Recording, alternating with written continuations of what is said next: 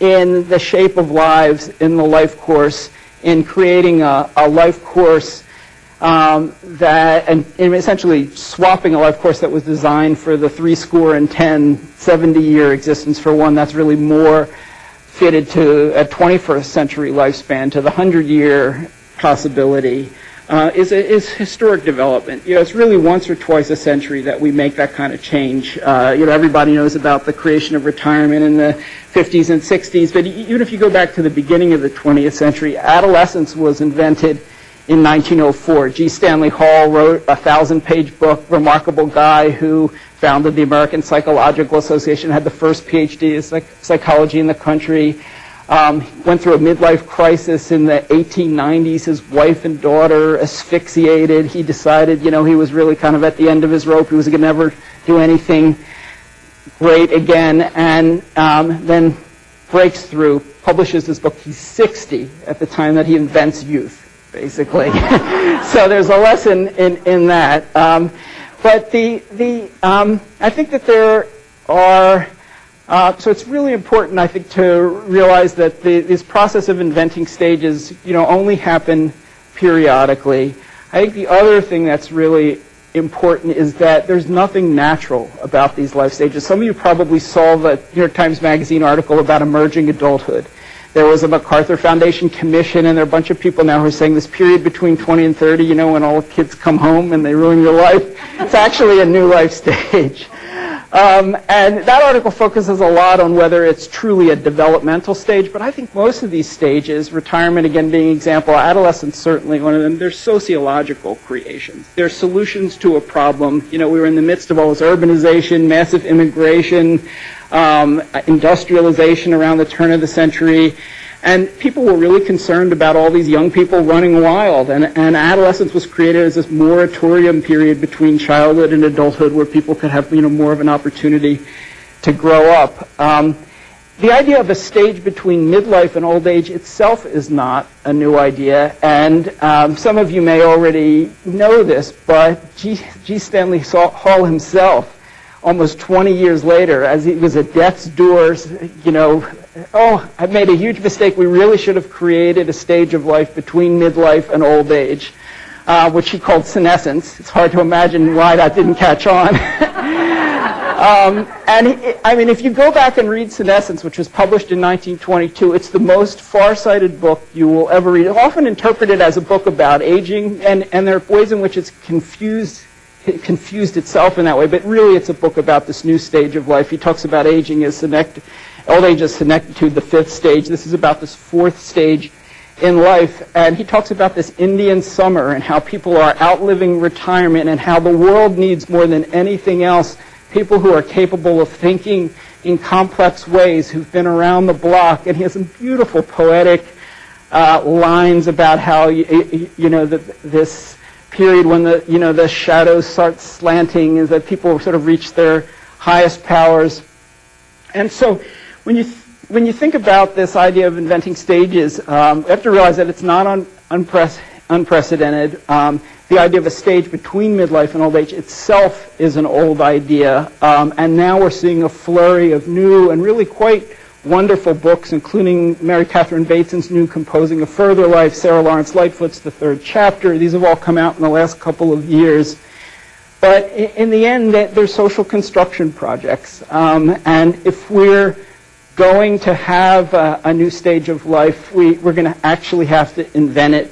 We're going to have to roll up our sleeves and make it happen out of these conditions that have been forming. And when we do it, even though there's no developmental imperative around this stage, I think it's really important to think about what the assets and the opportunities are. If you read people like Mary Catherine Bateson and Sarah Lawrence Lightfoot and other wonderful thinkers about this period, Peter Laslett, the British historian who wrote A Fresh Map of Life in the 1980s, one idea is that this is a period of development, of new learning and growth. It's not just sort of the old idea of keeping your mind active in this period, but it's really about breaking through to sort of new understanding. It's a time of important contribution where people do a lot of their most important work. There's an integrity to this period. It's distinct from other periods. But I think kind of underlying all of that is a notion about time. And I think that the heart of this period, if we're to create it and make the most of it, has to do with the intersection of three different dimensions of time. One is the one that Gary Maxworthy's story, so perfectly embodies, which is time lived, experience. That there are just certain things that you can do once you've been around the block, once you've acquired human and social capital.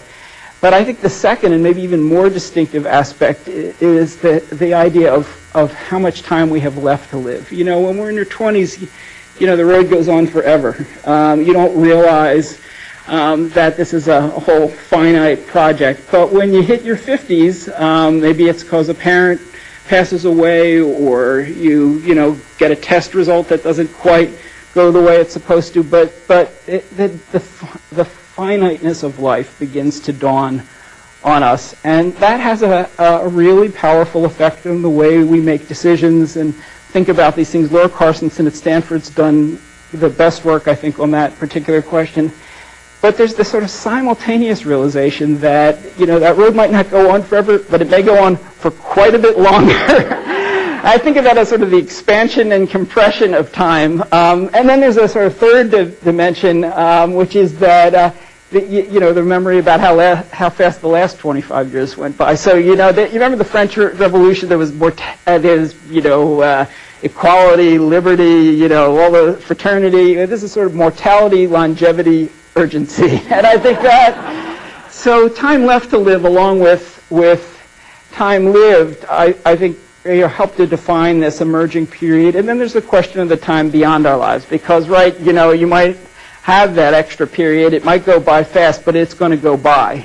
And all of these questions about generativity, about what happens to life beyond ourselves, how we live on, I think are also increasingly prominent in this period. So I would say time lived, time left to live, the time beyond our lives are sort of the heart of the opportunity in creating this period. Making that happen is going to require a whole new way of thinking. I mean, a new category for this period. There's lots of names and labels out there, everything from Adulthood 2 in Mary Catherine Bateson's book. Suzanne Braun Levine talks about second adulthood. Senescence is still out there for the taking if anybody wants it. Last but used the great third age notion. I prefer the third stage because I think this is a stage of life, one that's on equal footing with the middle years, with true old age, with childhood. But the labels, like much of the nature of this period, are really in our hands to be shaped. And I think as we shape this period, we'll not just be creating opportunities for people in this phase of life, really, but changing all the other periods. The kind of decisions we make as young people will be different. So I think this is a project that everybody has a stake in. If we pull that off, if we concoct a new map of life that's fitted for the lifespans that we're living now, and younger generations can expect to live, I think we can turn that paradox, all of those hideous Holocaust notions of what the changing demographic picture is going to look like into a payoff. And I think some of that we will eventually even be able to boil down into a ratio. I look forward to the day when the idea of a dependency ratio is replaced by an abundancy ratio. What happens when you take mortality, longevity, generativity, capacity? And I think that at the heart of this idea is really this notion that, never before have we had so many people who have the insight and experience you get from having reached a certain point, and the capacity to do something with it, and the time to do something with it, the numbers to do something with it. When you put all those things together, maybe you come up with something that's resembling an abundancy ratio. And I think you might also produce a generativity revolution. A lot of people have worried about the state we're leaving this world in for future generations. Erikson, who coined the generativity notion, himself did this interview with Daniel Goleman shortly before he died, and he talked about how fearful he was about the state of the environment and the state of the world that we were passing on, and how much we needed to bring back generativity as an essential value. That's really the human project. super longevity, folly aside, we're a species that dies and that needs to pass on to future generations what's valuable. That's always been the American project, right? That's the immigrant dream. That's Catalina Tapia's dream, that we're going to leave the world better for our children and for our children's children. And we've lost that track, and I think in creating the stage, building it around these values, we could change the culture as well as produce a windfall of talent, and I think really get the country back on track. And that brings me back to G. Stanley Hall, when he coined adolescence in 1904, when he wrote about that period, he was profoundly romantic about it. Some of the historians who've written about it is that, they said that, Hall thought adolescence was going to take place in Valhalla, when in fact it actually took place in high school. And so there's some danger in committing the same mistake, but, we were a young nation in 1904. We were all about youth, in creating the stage and in building out youth to be a beautiful thing. We were really trying to create a vision of America, a dream for America that was also going to be beautiful. Well, we're not a young nation anymore, and it's time for us to give up the addiction to youth. Rather than trying to be younger than we are, what we really need to be is to embrace our age, our stage, and to be there for the people who actually are young. And I think one of the best ways we can do that is through creating this period. Look, we hear that this big change is about aging, it's about retirement revised, it's about the boomers. I don't think it's about any of those things. So I don't even think we'll get to fully inhabit this period. We're the ones who have to do all the heavy lifting. It's about passing on a new picture of life that future generations will come to inhabit, and that itself will be our greatest legacy. And the great thing is, in the past we used to have to be content with leaving a legacy, and now I think we can actually live one. So with that, I'll stop talking and say happy to entertain any questions and then pass them on to Jan to answer. So, thank you.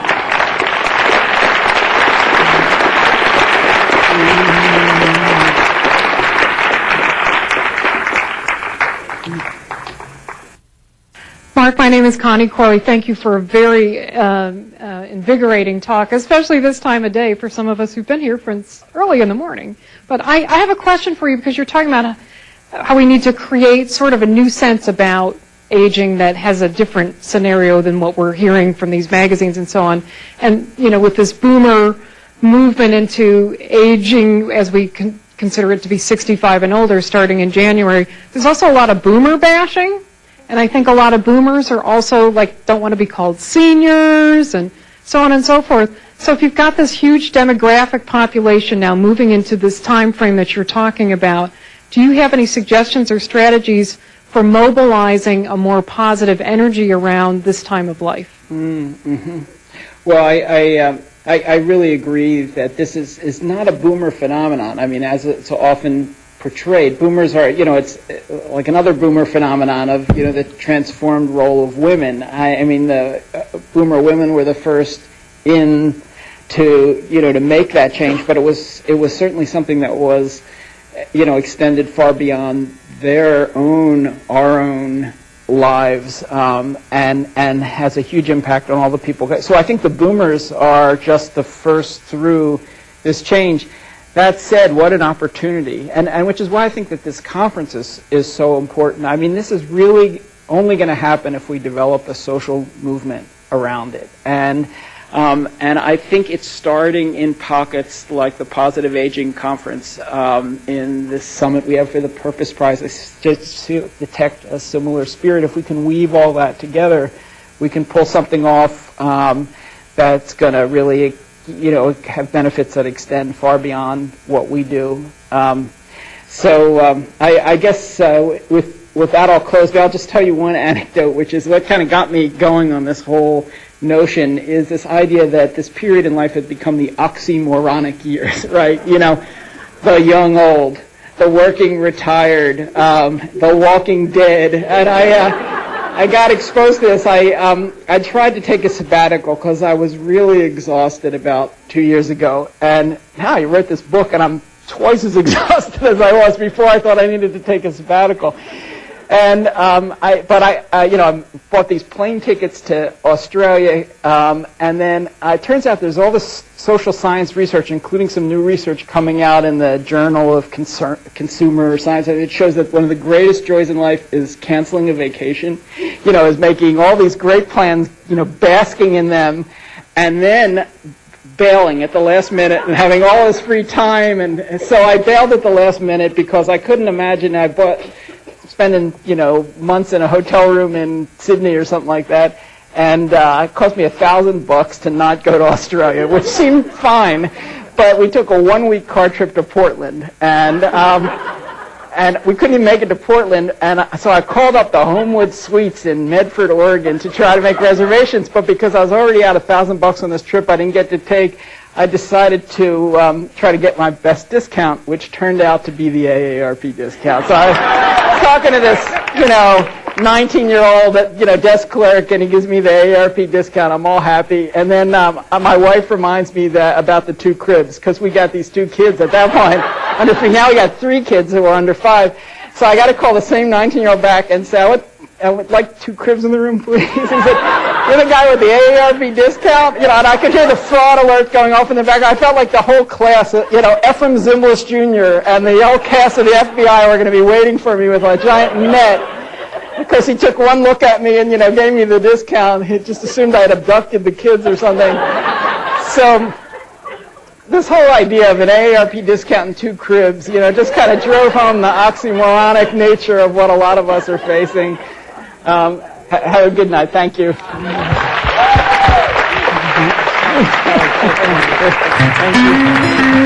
The Institute for Social Innovation at Fielding Graduate University thanks Mark Friedman for his contribution to the 4th Annual International Conference of Positive Aging.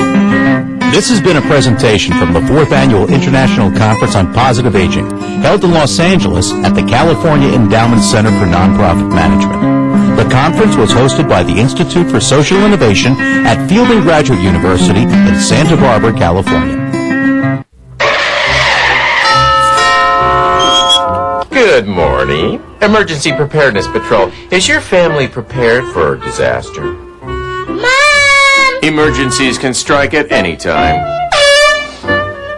That's why it's important to have a family emergency plan in case you're separated during a disaster. Have an emergency supply kit ready with non-perishable food items such as dry goods, canned goods, and water. Don't forget extra medication for elderly family members. And extra pet food, too. Include a first aid kit, a battery-operated radio, extra batteries, and, of course, a waterproof flashlight. And to reduce the risk of serious injury, fasten all freestanding items securely, including water heaters. This family gets a passing grade for being prepared. Emergency preparedness. It's an LA thing.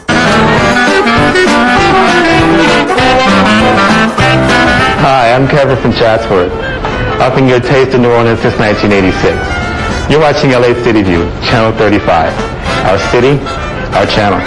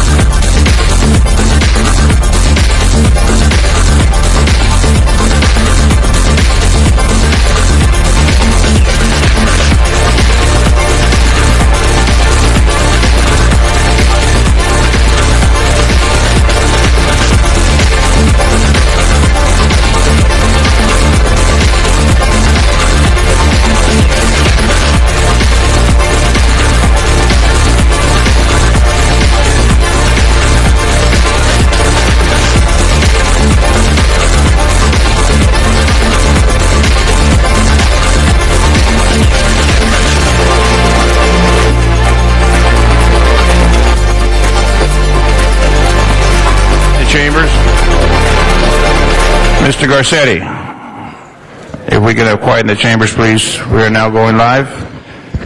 Good morning, Los Angeles. This is Los Angeles City Council. Meeting for Friday, April 8th. Mr. Clerk, we have a quorum. Please call the roll. Alarcon, Cardenas, Han, Weezer, Koretz, Krikorian, Labange, Parks, Perry, Reyes, Rosendahl, Smith, Wesson, Zine, Garcetti, 10 members present and a quorum, Mr. President. First item of business, please. Approval of the minutes. Ms. Perry, seconded by Mr. Garcetti. Mr. President, commendatory resolutions for approval. Those are approved. Mr. Weezer and Ms. Han. Mr. President, would you like to run through the agenda? Let's do the agenda. Items 1 through 10 are items for which public hearings have been held. Item number 1 is an ordinance. Would you like to hold it on the desk until 12 members arrive? Yes. Do we have any cards on the other items? Excuse me, sir. Committee reports for items 2 through 9 have been distributed to council for their consideration, and there's been a request from member to continue item number 8 to April 26. Without objection, continue 8. Colleagues, any specials? Number 2, special for Ms. Perry. Any cards, Mr. Clerk, for hearings? Mr. President, public hearing has been satisfied in committee. Okay. Then on those remaining items, Ms. Han? 10. Ms. Han, number 10? 10, yeah. Is that going to be... Yeah, I thought somebody else would call it special. All right, Ms. Han, we have number 10, the special. Remaining items. Open the roll. Close the roll. Tabulate the vote. 10 ayes. Next items, please. Mr. President, items 11 through 21 are items for which public hearings have not been held. 10 votes are required for consideration. Let's hold those where we have cards. Specials, Ms. Han? Well, 19, I'm assuming Lucy... 19 for Ms. Han? Yeah. Mr. Koretz? 18 special, please. 18 for Mr. Koretz. And 14 for Councilman Zine? Thank you. And the third person? And the third person.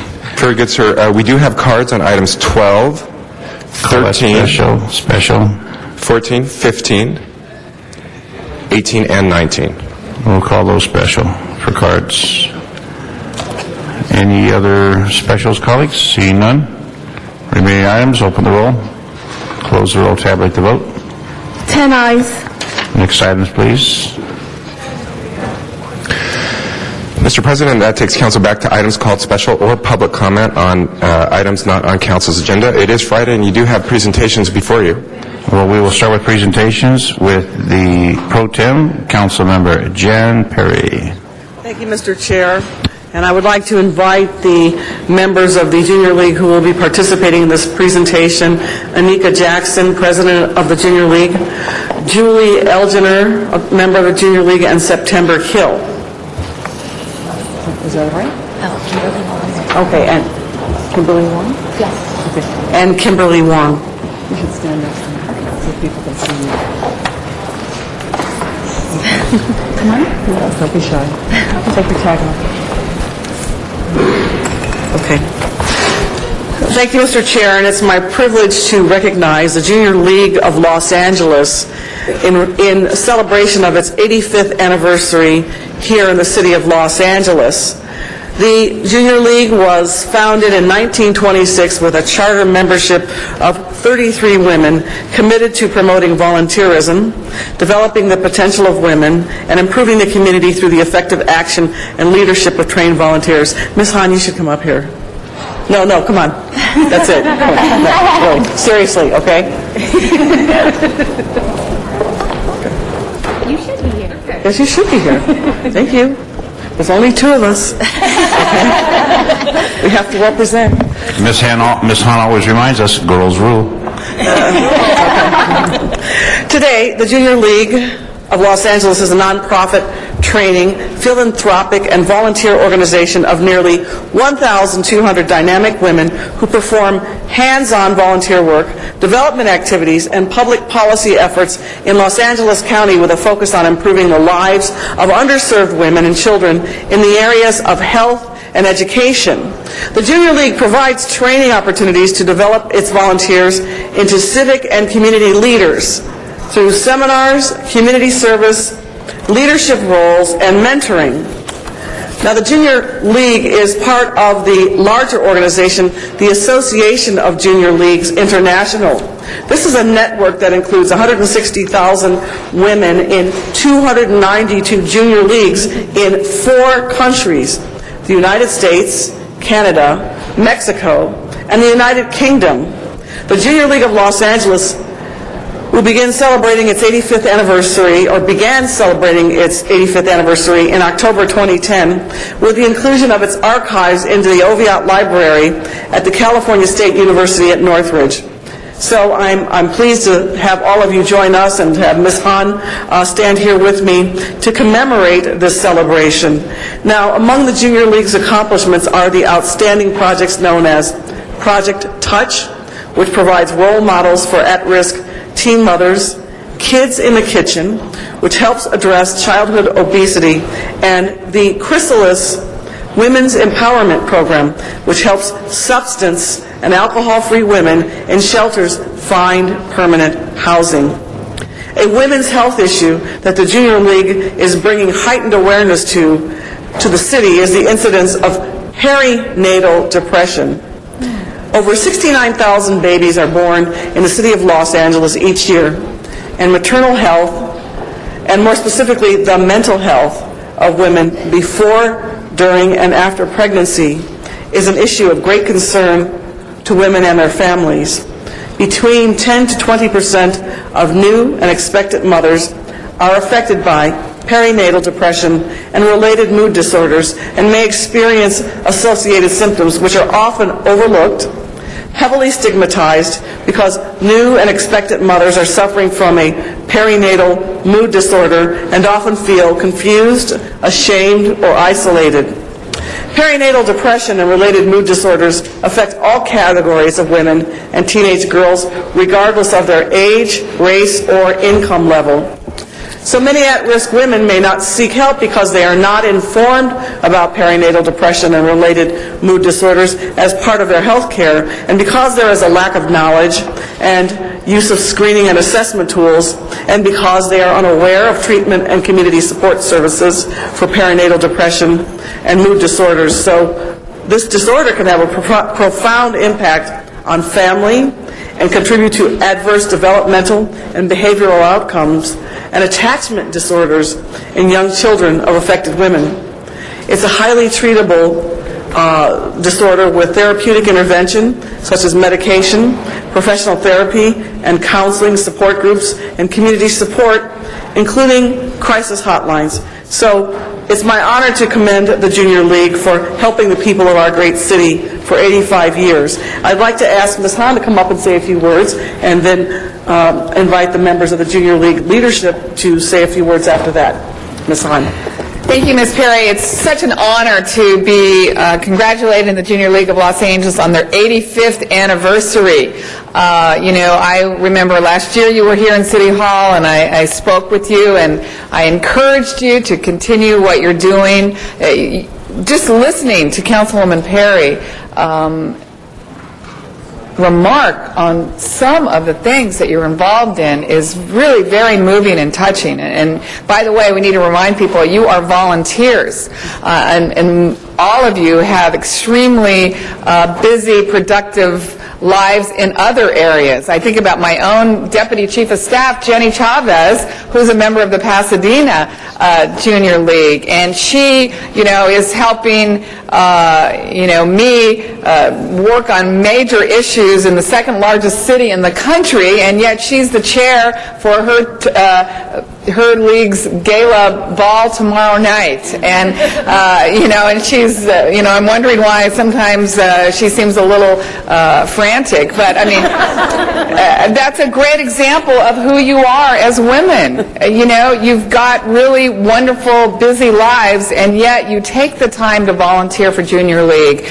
This organization has come so far and is so meaningful in really saving lives, transforming lives, and really speaking to women all over to really become everything they can be. So thank you to the Junior League. I want to keep encouraging to do what you do, and I always like to say, looking at all of you, we sure hope that some of you are considering going into public service. Ms. Perry and I believe more women should get involved in elective office and public service because we know you can take the skills that you are really honing for Junior League and take them to another level where really you can impact many, many more lives in public service. So thank you for what you do. Congratulations. This is really a milestone for Los Angeles Junior League. Thank you. Thank you. Mr. LeBon? Okay, thank you, yes. You want to go, Ms. Perry? Ms. Perry, you want to say some more? No, I wanted to have Ms. Jackson come up and introduce her colleagues, and then, Anika? Thank you. And introduce your colleagues, if you don't mind. Do you want me to speak first? Yeah, that's fine, and then they'll speak Okay. before I do the presentation. Thank you, Councilwoman Perry and Councilwoman Hahn. It gives me great pleasure to stand here and accept recognition for the Junior League of Los Angeles' 85th anniversary. The Junior League of Los Angeles story begins in 1925 when 33 women formed the Convalescent Children's League. They researched community issues and they piloted a 12-bed children's convalescent home. The next year, in 1926, they were accepted by the Association of Junior Leagues International and became the Junior League of Los Angeles. As a philanthropic organization, Junior League of Los Angeles trains its members through a unique combination of hands-on community impact and advocacy, as well as internal training in areas such as communications, development, and finance. All of this training creates women who are ready to serve as community and civic leaders, whether through the workforce in the arenas of public and nonprofit affairs, or by volunteering to serve on boards and commissions. Thank you again to the City of Los Angeles for recognizing us on our anniversary. And now I would like to invite Julie Elginer, Public Policy Director, up here to speak. Good morning, members of the City Council, staff, and concerned community members. On behalf of the Junior League of Los Angeles, we want to express our profound gratitude to all of you, and especially to Council Member Perry and Hahn and their staff for their efforts to bring these resolutions forward. We commend the entire Los Angeles City Council for your leadership in addressing the issue of perinatal mental health. As a doctoral candidate at the UCLA School of Public Health, my dissertation is focused on grassroots efforts to address perinatal mental health throughout California. Having canvassed and researched this issue thoroughly, I share with tremendous pride that Los Angeles and our City Council is once again the leader among municipalities. We are the first city to declare each May as Perinatal Depression Awareness Month, although several others are planned. So your commitment to this issue not only benefits the nearly 10,000 mothers annually who suffer with this condition and those who have long suffered in silence. This is a family issue. It's a community issue. It's our issue, and it's your issue. Your willingness to bring awareness and support for perinatal mental health is a critical step in removing stigma and helping to bring forward creative solutions and interventions. The Junior League is proud to serve as one partner in this collective voice to increase awareness for this under-recognized and under-treated issue. We would like to give special mention to the regional collaborative that has worked tirelessly since 2007 and is yet another best-in-class example of a public-private partnership, the Los Angeles County Perinatal Mental Health Task Force. And I'd like to introduce Kimberly Wong. Thank you.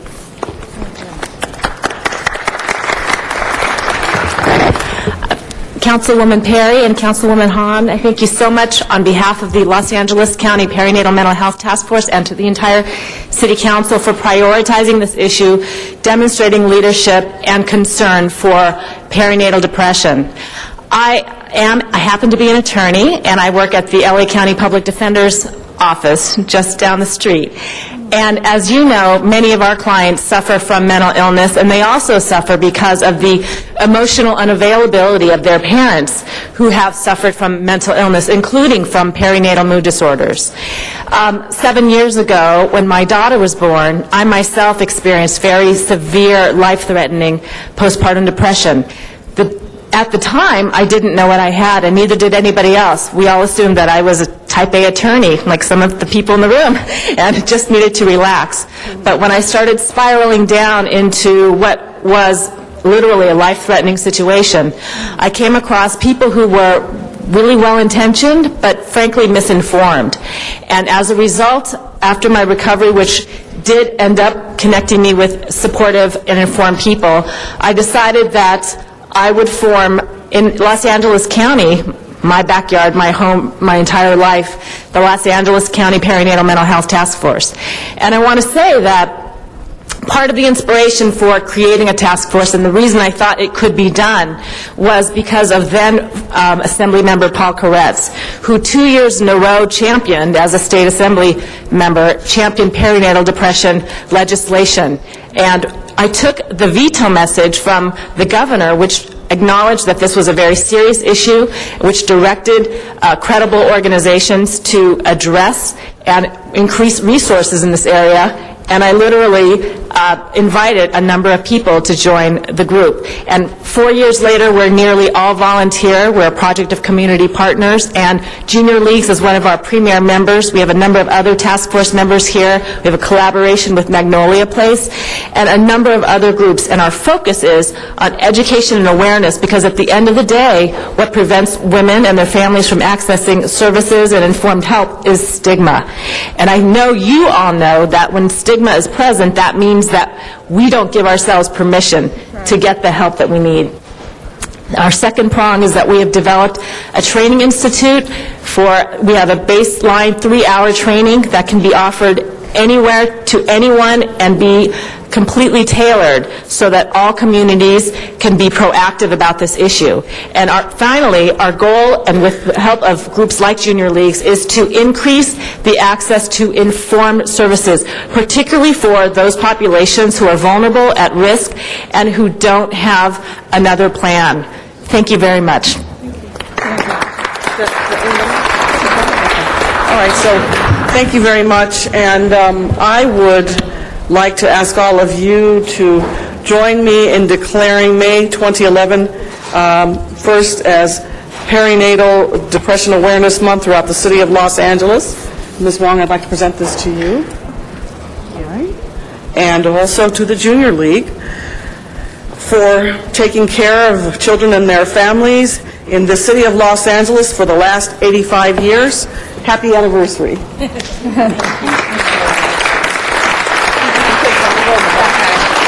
Ms. Perry, now Mr. LaBonge. Mr. LaBonge.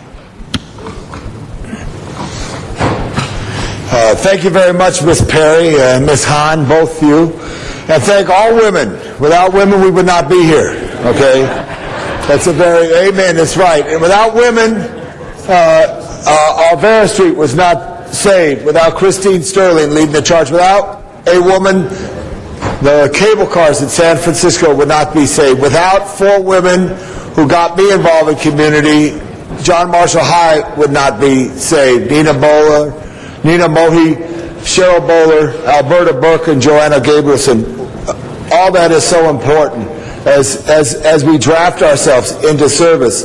And the Junior League is extremely important. And when I go around the city, in and out of my district, I see people who are concerned and have the ability to step out and help people a little more, which is so important to do that. And I'm proud of the Junior League that you're headquartered in Larchmont Village, and I'm especially proud of P.J. Clark, because about 41 years ago, or maybe not 41, about 37 years ago when she first arrived, I was a deputy county register of voters, and for 35 cents for each registration voter, I registered her and her husband when they first arrived here.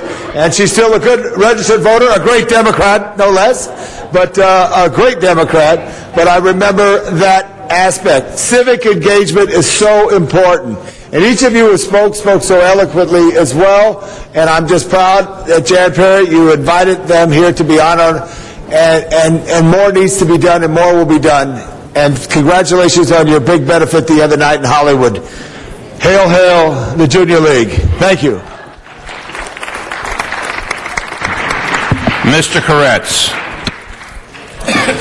Thank you, Mr. Chair. I'm surprised and gratified to hear about the Junior League's involvement in postpartum mental health issues. And I have to say it's been a difficult issue to get anyone to pay enough attention to, even with the greater publicity that we've seen over the years, with some very dramatic, unfortunate events that have occurred. I thought that the veto by the governor had ended any success in that effort, and I'm very pleased that you were able to pick up that issue and actually make some progress. So thank you much for all your good work in that arena. Ms. Perry to close.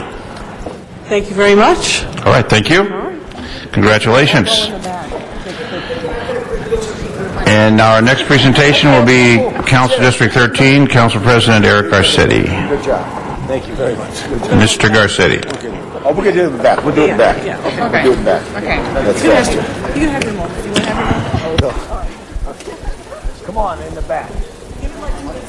Yeah. Yeah, how are you? Good. Thank you guys again for coming, really. Hopefully it was good. Great to see you. Enjoy your day. Really appreciate it. Thank you. You bet. Great to see you. And good luck with next year. Ladies and gentlemen, and is Mr. Alarcon going to join? Or if he may join? Okay. We're a tight schedule today. On behalf of the council today, colleagues, we wanted to highlight a very important campaign that Mr. Alarcon, Ms. Gruhl, Mr. Kanabi from the county, who else was there that day? Mr. Krikorian joined us. You want to join us too? Feel free to join us, after the launch. I know Mr. Alarcon's on his way as well. To highlight the importance of Hollywood in Hollywood. Hollywood is the heart of the world's entertainment industry. No other location on the earth, past or present, can match the reach, the global influence that Hollywood has today. No place in human history. Movies, music, television. This is where it happens. We have the deepest experience, the best facilities, and we see new technologies, new dreamers who emerge and inject life here in Los Angeles into our productions every single day. But Hollywood's hold on this industry is not certain. In fact, it is being bled from us, from surrounding cities and states, from other countries, where people go to produce Hollywood outside of Hollywood. They offer valuable incentives that impact the most important imperative of any production, the bottom line. Mr. Krikorian, when he was a state legislator, helped pass some very important state incentives and state legislation, but Mr. Alarcon, myself, many around this horseshoe, including Mr. Krikorian again, have focused on what we can do as a city, partnering here to humanize and to streamline and to incentivize that relationship that we have between our production and our city. So we're here to, when we talk about keeping Hollywood in Hollywood, we're not talking about glamour. Many times people will open up a People magazine and see the stars or a famous director. But this is about the tens of thousands of jobs that are behind those faces, the billions of dollars of economic activity that they generate into our neighborhood. This is about our next-door neighbors, our family members. This is about the Teamsters who drive production trucks, the carpenters who build sets, caterers who feed the crew, electricians who keep the lights on, nurses who treat the stuntmen and stuntwomen, tailors who sew the costumes. This is about their families, the mortgages they pay, and the businesses that they patronize. Many people are excited to see a movie or a commercial being shot on the street. I love coming to City Hall any day that there's a production going on in City Hall. It's an exciting day where, recently I think I saw two different productions, one going on inside the building and one outside of the building, and it made me very proud to be in Los Angeles, but also to be working here.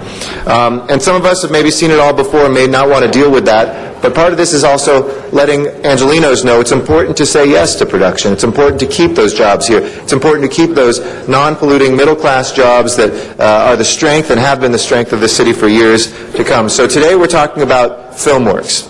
This campaign reminds us that what it's all about. It's not just an industry that's part of our city's heart and soul, but it's about our neighbors, their families, and economic activity that's vital to all of us. So you'll hear more in just a second from our great partners at Film LA, but I'll hand over to Mr. Krikorian to say a couple words too.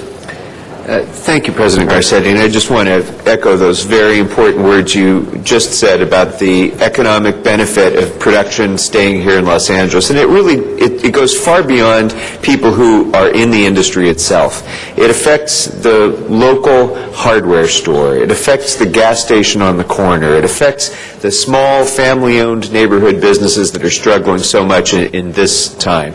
And as for the people in the business, when we lose production here in Los Angeles, the famous names, the famous actors, the producers, they'll all make their money no matter where the production takes place. The people who lose out when production goes elsewhere don't carry a briefcase to work, they strap on a tool belt. And these are the people who drive pickups, they don't ride in limousines. So that's the kind of impact that keeping production here in Los Angeles has. That's the class of people, the good middle-class families that depend on this industry, the working families who are being hurt as we lose this industry to other places. And make no doubt about it, the fact that it says Hollywood up on the mountain doesn't mean that Hollywood has to stay here. In the same way that we lost aviation and so many other industries, this is an industry that could very much leave Los Angeles. So it's critically important that all of our residents understand that when there's a truck on their street, maybe it's an inconvenience for the moment, but that means jobs, that means economic vitality, it means the revenues that come in that help to pay for the city services that we're depending upon. So that's why I'm so proud of the work that FilmWorks has done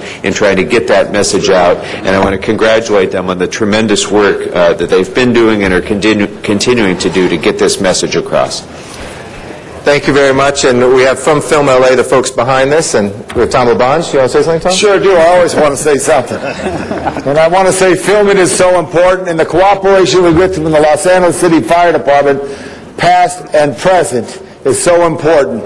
And I just want to say the one thing, too, that was so key in looking at filming in our city is so important.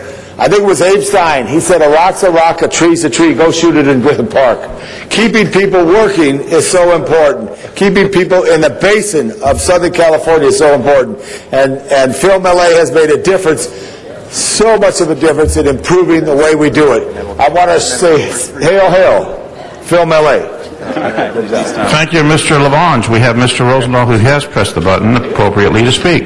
And Mr. Rosendahl isn't going to run over there like Mr. LaBonge, but I feel that same energy that Tom LaBonge has about this. To keep films in L.A. is what it's all about. It's obviously a no-brainer.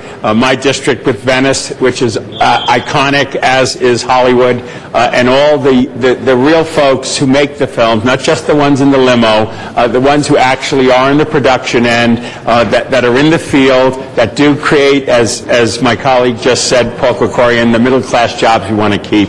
Whatever we can do on the city level, whatever we can do on the state level to incent films to be made here in Los Angeles is what it's all about. I know it's now going on in 40 states and other countries where it should be here. We are sunny, beautiful Southern California. This is the capital of the film industry, and whatever we do to keep it here is the good thing to do. So thank you, especially the guys behind my electeds who are the ones that are hands-on every minute of the day doing it, and I look forward to what they say as well. Thank you, Mr. President. Thank you very much. And thank you, Mr. Rosendahl, for your leadership in this area, too. It was fun to be with you for the Location Scouts just a couple months ago and really pointing out how important it is to have those productions here. And there's a long history in Venice, way back when the film industry first started, so thank you for that as well. We've got Ed, Todd, and Paul from Film LA here to say a few words, but it really wouldn't be a campaign without them, and I think Film LA is doing an extraordinary job of taking this message to the people here in LA and outside of LA, letting them know just how great this is, still the best place in the world to shoot. For Ed? Thank you. Thank you, Councilman. My name is Ed Duffy. I am a business agent with Teamster Local 399. I was a location manager for 30 years here in Los Angeles. Prior to that, I am currently the chair of Film LA, and I'm very proud to take that position for this year, being from the board. I'm here with Paul Audley, the president of Film LA, and Todd Lindgren, who's the vice president of Film LA. Just a little background on the FilmWorks campaign, which is what you see on the screen above you. It was years ago, probably 10, 15 years ago, a lot of the workers and a lot of us felt that there was a disconnect starting to happen between the residents, the commercial operations in the city itself, between filming and working in the city. There seemed to be a sort of a feeling that it was the film industry against the neighborhoods, and it was something that that really needed to be changed a little bit, because basically, you know, as Councilman Garcetti said and everyone else said, we're all the people that work in this city. I mean, we're just workers just like everybody else. We're trying to do a job just like everybody else. So that was sort of the idea behind the beginning of this campaign.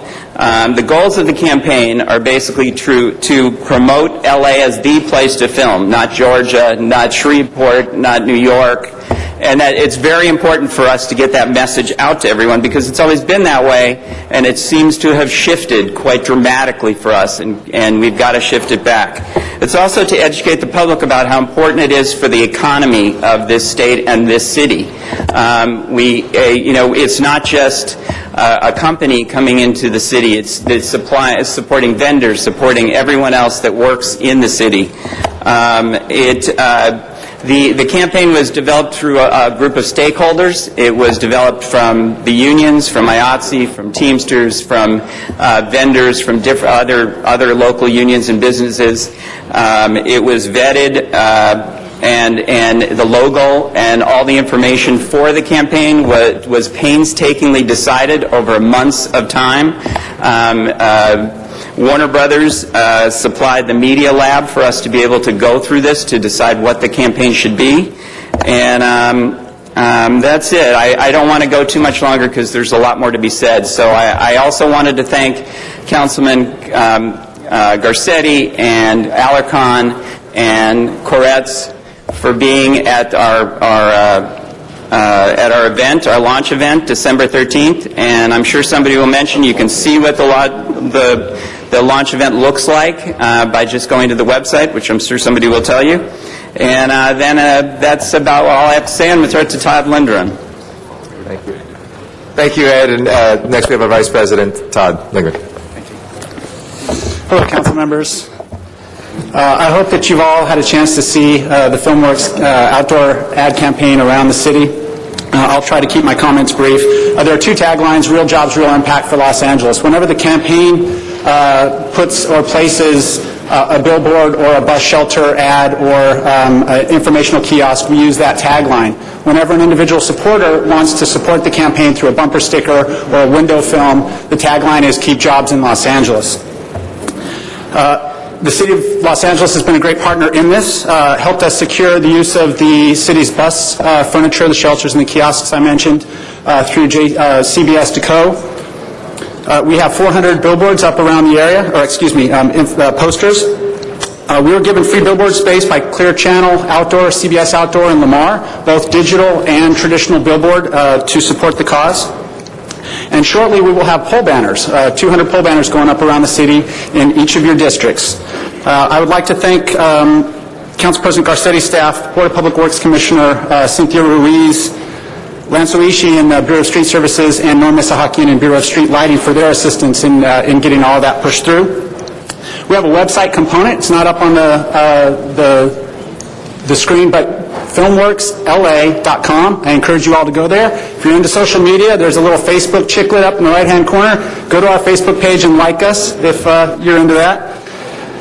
There's an industry and business component to it. We have these signs. They're window films. We support local filming. You will see these up in restaurants, much like the letter grade from the county, and other businesses that are making a stand saying we support local filming. These are up in chambers of commerce such as LA, Hollywood, and Valley Industry and Commerce Association, and they have our digital web banner on their website as well. I encourage each council office to go to the FilmWorks LA site, pull down the digital banner, and put that on your own personal page.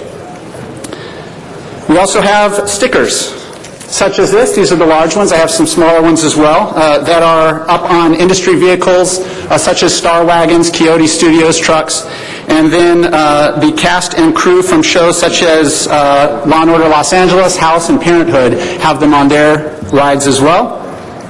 Directional signs, such as the one in the back for a pilot that shot downtown called House of Lies. You see those directing crew to shoots around the city.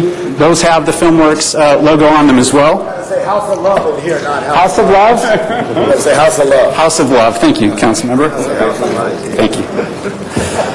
and several other companies such as Chef Robert Catering, which is an entertainment industry catering company, has taken it upon themselves to support the campaign in their own way by printing shirts that say Filmworks on the back and are co-branded with their company logo on the front. Their drivers, their chefs wear these, and they're passing these out to crews on location. We shot a PSA in March on location in Studio City. That PSA will air shortly in the Mann Theater chain. Mann was gracious to give us that offer to run it for their trailers, and we would like a similar offer from all of the local theater chains. So if any of you have a relationship with a theater chain, please, by all means, let me know. We've promoted Filmworks along with the City of LA at local film festivals such as Councilmember Krikorian's Student Film Festival, the California Film Commission Breakfast, and the California Only Location Trade Show. So I hope you're getting the impression that we're running at full speed. And shout out to Johnny Grant, former honorary mayor, God bless his soul, of Hollywood. And with that, I'll turn it over. Oh, and I also wanted to say, I'm going to pass these stickers around, the horseshoe. Please take as many as you like. Display them in your offices. And I have plenty of shirts for each council member and perhaps a staff member or two, so make sure you come to the side and grab them. With that, thank you. Ms. Hahn wishes to speak? One more. All right, one more, and then Ms. Hahn. I'll be even briefer than they were, hopefully. Try to be briefer than Mr. Labange. I just wanted to let you know it's an ongoing campaign. We have future things coming, additional PSAs to film. We have the support now of some of the unions and guilds and the studios in financial support for this campaign as well to help things go forward. We are looking at the next phases. This summer you'll begin to see the studios and others using it to do the thank you to the neighborhoods part of this campaign, where they'll let the neighborhoods know how grateful they are that they're able to come into the community, how many people are working, etc. And we anticipate that next phase to be as successful as the first, which is just about the economics. Any of you need data on this film industry, going to the Filmworks site has all the reports that have been done by the non-partial groups and others to give that, and we're also very willing to help you do that. Mostly, I wanted to say thank you to the council and the city for its support of the film industry and this campaign, in particular the Jobs Committee, which has done a lot of work in the past year and a half to really move things along. Then to Councilmember Alarcon, who, when we talked about this campaign, it enabled us to do it by helping us get a part of our contract to include the ability to market LA for the filming. We thank you for your ongoing support. We hope you pay attention to it. If you do sign up to it and get the ongoing information about it, I think it'll be really helpful to you in your decision making as well. Thanks again for your support. Janice Hahn from St. Vincent Down the Bridge. Ms. Hahn, then Mr. Koretz.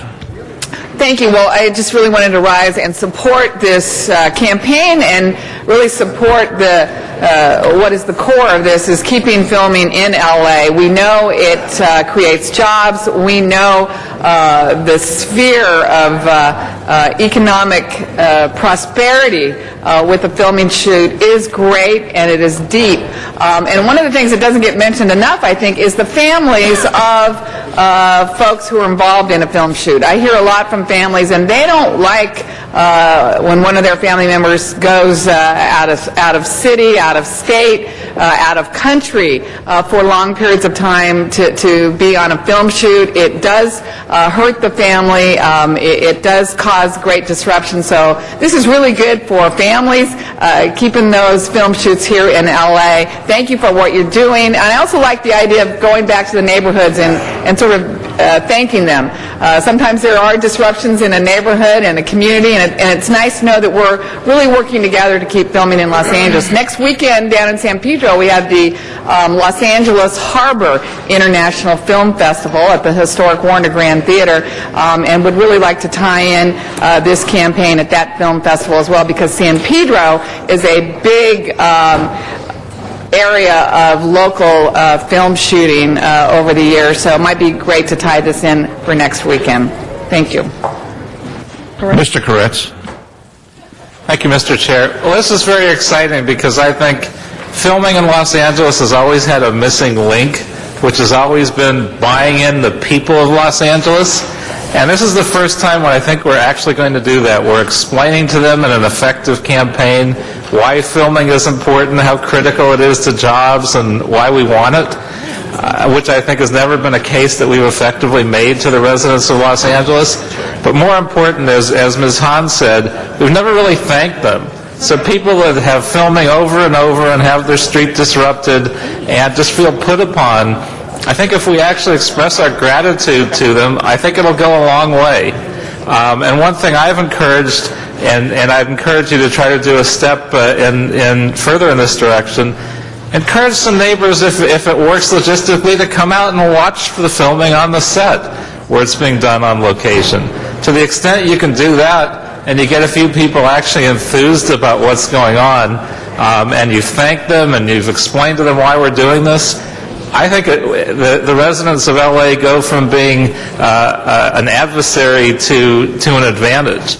And I think that's a step that this will bring us dramatically in the right direction with, and I'm very excited. So thank you for doing all you're doing. Mr. Garcetti. Thank you very much. So go visit filmworksla.com. Filmworksla.com. Thank you very much. Appreciate it. Thank you. Next presentation, Mr. LaBonge, but before that, Mr. Clerk, let's do those ordinances since we have 13 members. Very good. Item number 1 has an ordinance attached. On item number 1, open the roll, close the roll, tabulate the vote. 13 ayes. Mr. President, if you'd like, I believe Councilmember Perry's questions have been addressed regarding number 2. We could certainly take that up at this time. Let's take number 2, colleagues. Open the roll, close the roll, tabulate the vote. 13 ayes. Thank you. Those are the ordinances, Mr. Clerk?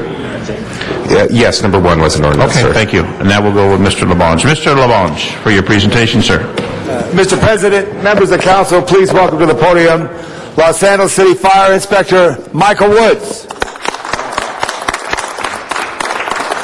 Joining, who's the bigger best friend, Mike or me? Mike. He lives in the same county.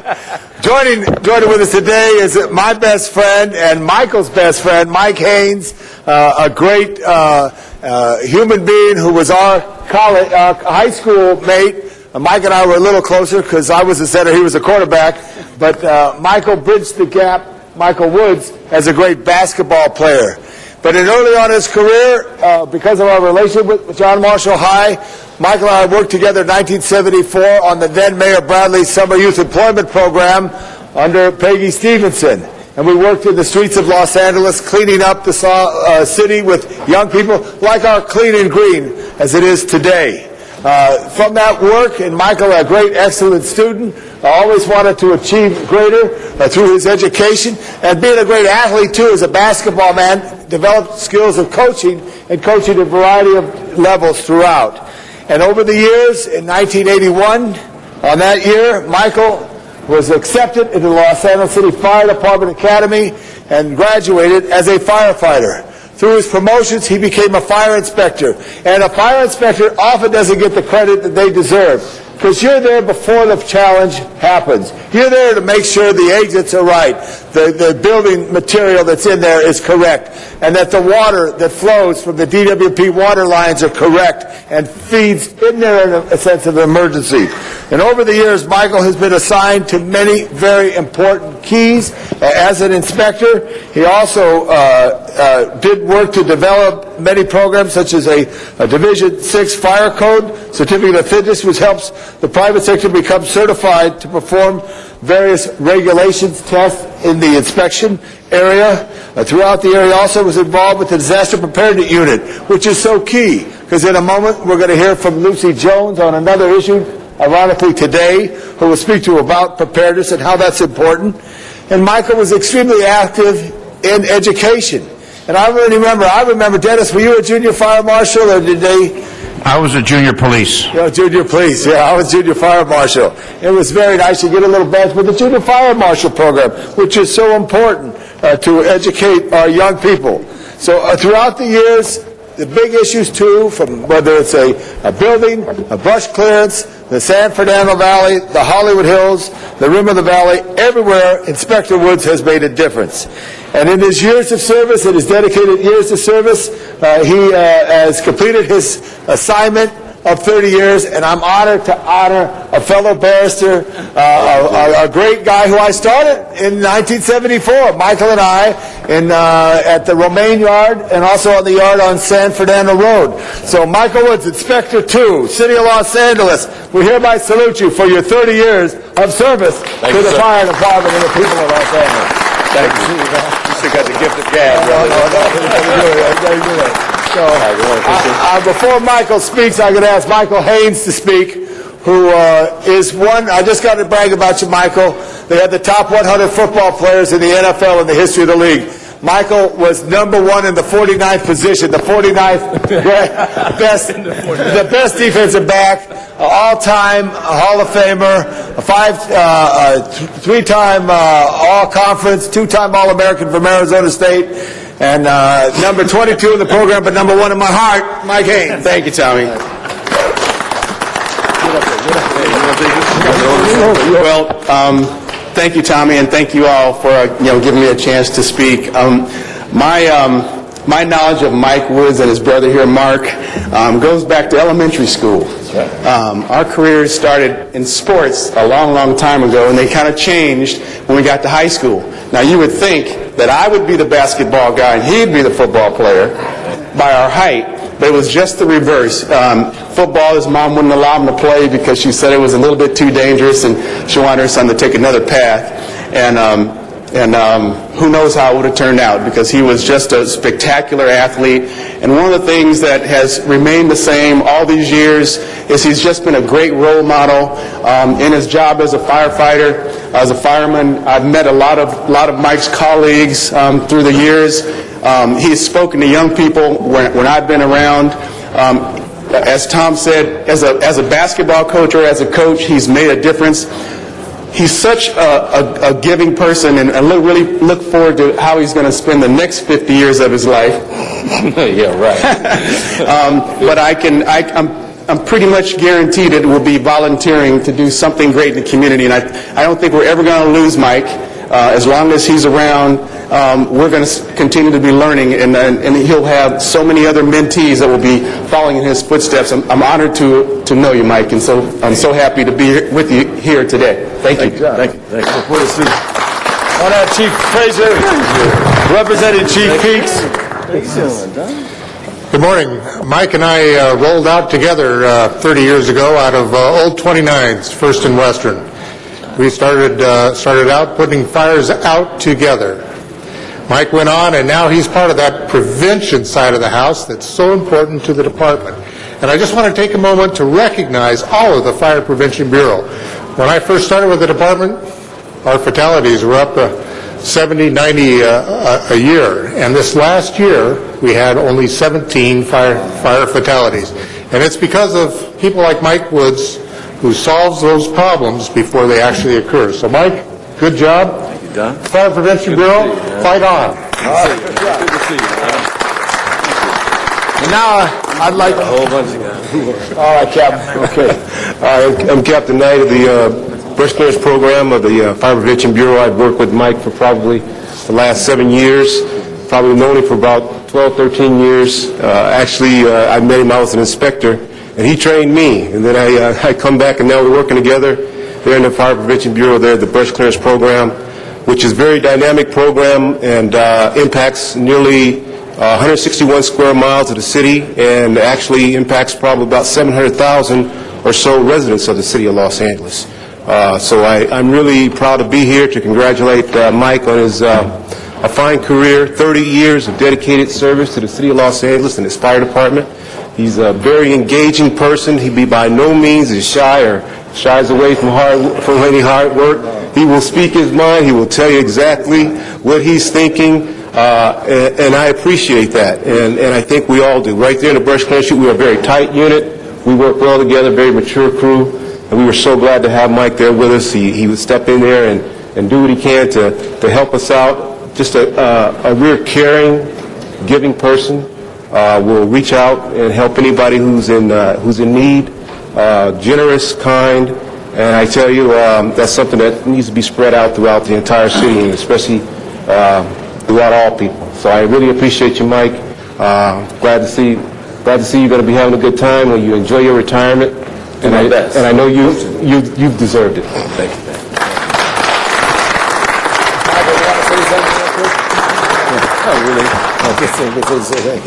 Thank you. No, I'd just like to say that I know everybody comes up there and talks a lot, and I know it takes a lot of time, and everybody has a lot of stuff to do, but this is very nice. This is very nice. Unexpected, of course. But you guys probably know Tom more than, a little differently than we know him, so he's always up to Tom tricks. But anyway, I thank you very much. This is a beautiful thing. I have some great friends here. Great people I work. This is the brush unit over here. Most of these people here I worked for the last 10 years, and a lot of other inspectors I've worked with. These guys are great. Even though sometimes we have some differences, but everybody irons it out, and it's always good. But it's been fun. The last 29 years went fast, but this last year went a little longer than it should have. Because I'm ready to go. So I don't know if everybody understands that. So anyway. Thank you, everybody. And I also want to thank, as Michael Haynes introduced, Mark Woods, who was once honored by the City Council for his bravery as interceding in an armed robbery at 5th and Hill, on 5th and Broadway. So to the Woods brothers, thank you very much. To Michael Woods, this is your day. Congratulations. 30 years of service. Thank you. City of Los Angeles. Thank you, Tom. Thank you, Mr. Labange. Congratulations We'll take one. to Michael Woods, Here we go. LA City Fire Department retirement. Congratulations to you. And Mr. Clerk, let's go to number 10 and 19.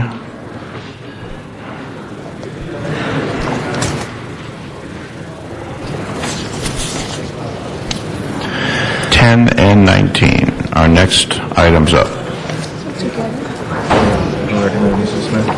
Mr. Smith? Mr. Smith, did you Yes, thank you. want to take it away on 10 and 19? Yes, thank you, Mr. President. It's a very great honor to introduce to you and ask Dr. Jones and GSP, please come forward. John Burry. I introduced a motion a few weeks back after the major earthquake in Japan. We had last year, if you would please, we had last year a quake in Chile of 8.8, a severe and major quake, followed by a quake a few months ago in New Zealand. Obviously the tragedy of the earthquake in Japan a few weeks ago, followed 2 days ago by an earthquake in Mexico, and then another major quake in Japan. And Dr. Jones, please at the table if you would. And another quake in Japan just yesterday. Obviously, there's a lot of consternation on the part of the people of Los Angeles and the world in what's going on in our geology. It's something they'll always tell you it's an ongoing thing, but obviously the major quakes and tsunamis, which we've not seen of late like we have recently, are a major concern.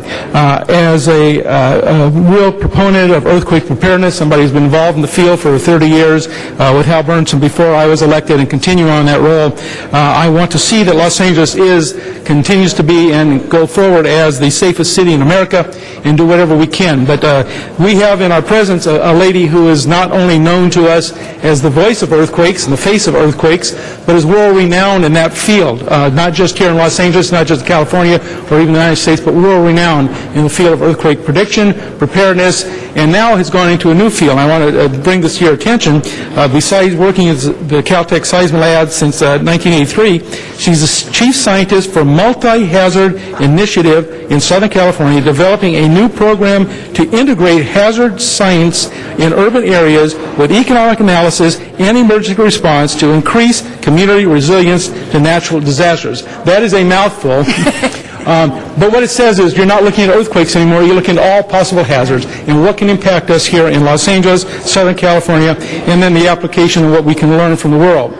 She was the creator of the great California Shakeout program a few years ago, in conjunction with our International Earthquake Conference that the City of LA sponsored that year, a very successful conference, but a more successful shakeout. You had over 5 million participants, as I recall, in Southern California, a major success that's gone on bigger and better every year. We've written 80 papers on research seismology with a primary interest in physics of earthquakes. Also, she's the recipient of the California Earthquake Foundation, which was established by the state legislature in the memory of Al Alquist, and she's the recipient of that award, the Al Alquist Award, who one of our council members received many years ago as well, and Hal Burnson, who received that award, and the Shoemaker Award for Life Achievement from the U.S. Geological Survey. I looked at her resume, and she also has a degree, by the way, in Chinese language and literature, and her doctorate degree in the philosophy of geophysics. I wouldn't take either of those classes, but we are truly honored to have with us, ladies and gentlemen, the voice of earthquakes, the face of earthquakes, and the real repository of knowledge of earthquakes and hazard mitigation in the United States, and Dr. Lucy Jones. Dr. Jones, welcome back to our chamber. It is certainly appropriate you present to us today your findings, what you've learned in the recent world we're in, and then afterwards we'll have some questions. Thank you. Okay, thank you very much, Mr. Smith, and thank you all for having me. A real opportunity to be able to talk with you about what are some of the issues that Los Angeles is facing with earthquakes. I did bring a presentation. It's loaded. Is it on? Yeah. Ready? There you go. There you go. Okay, great.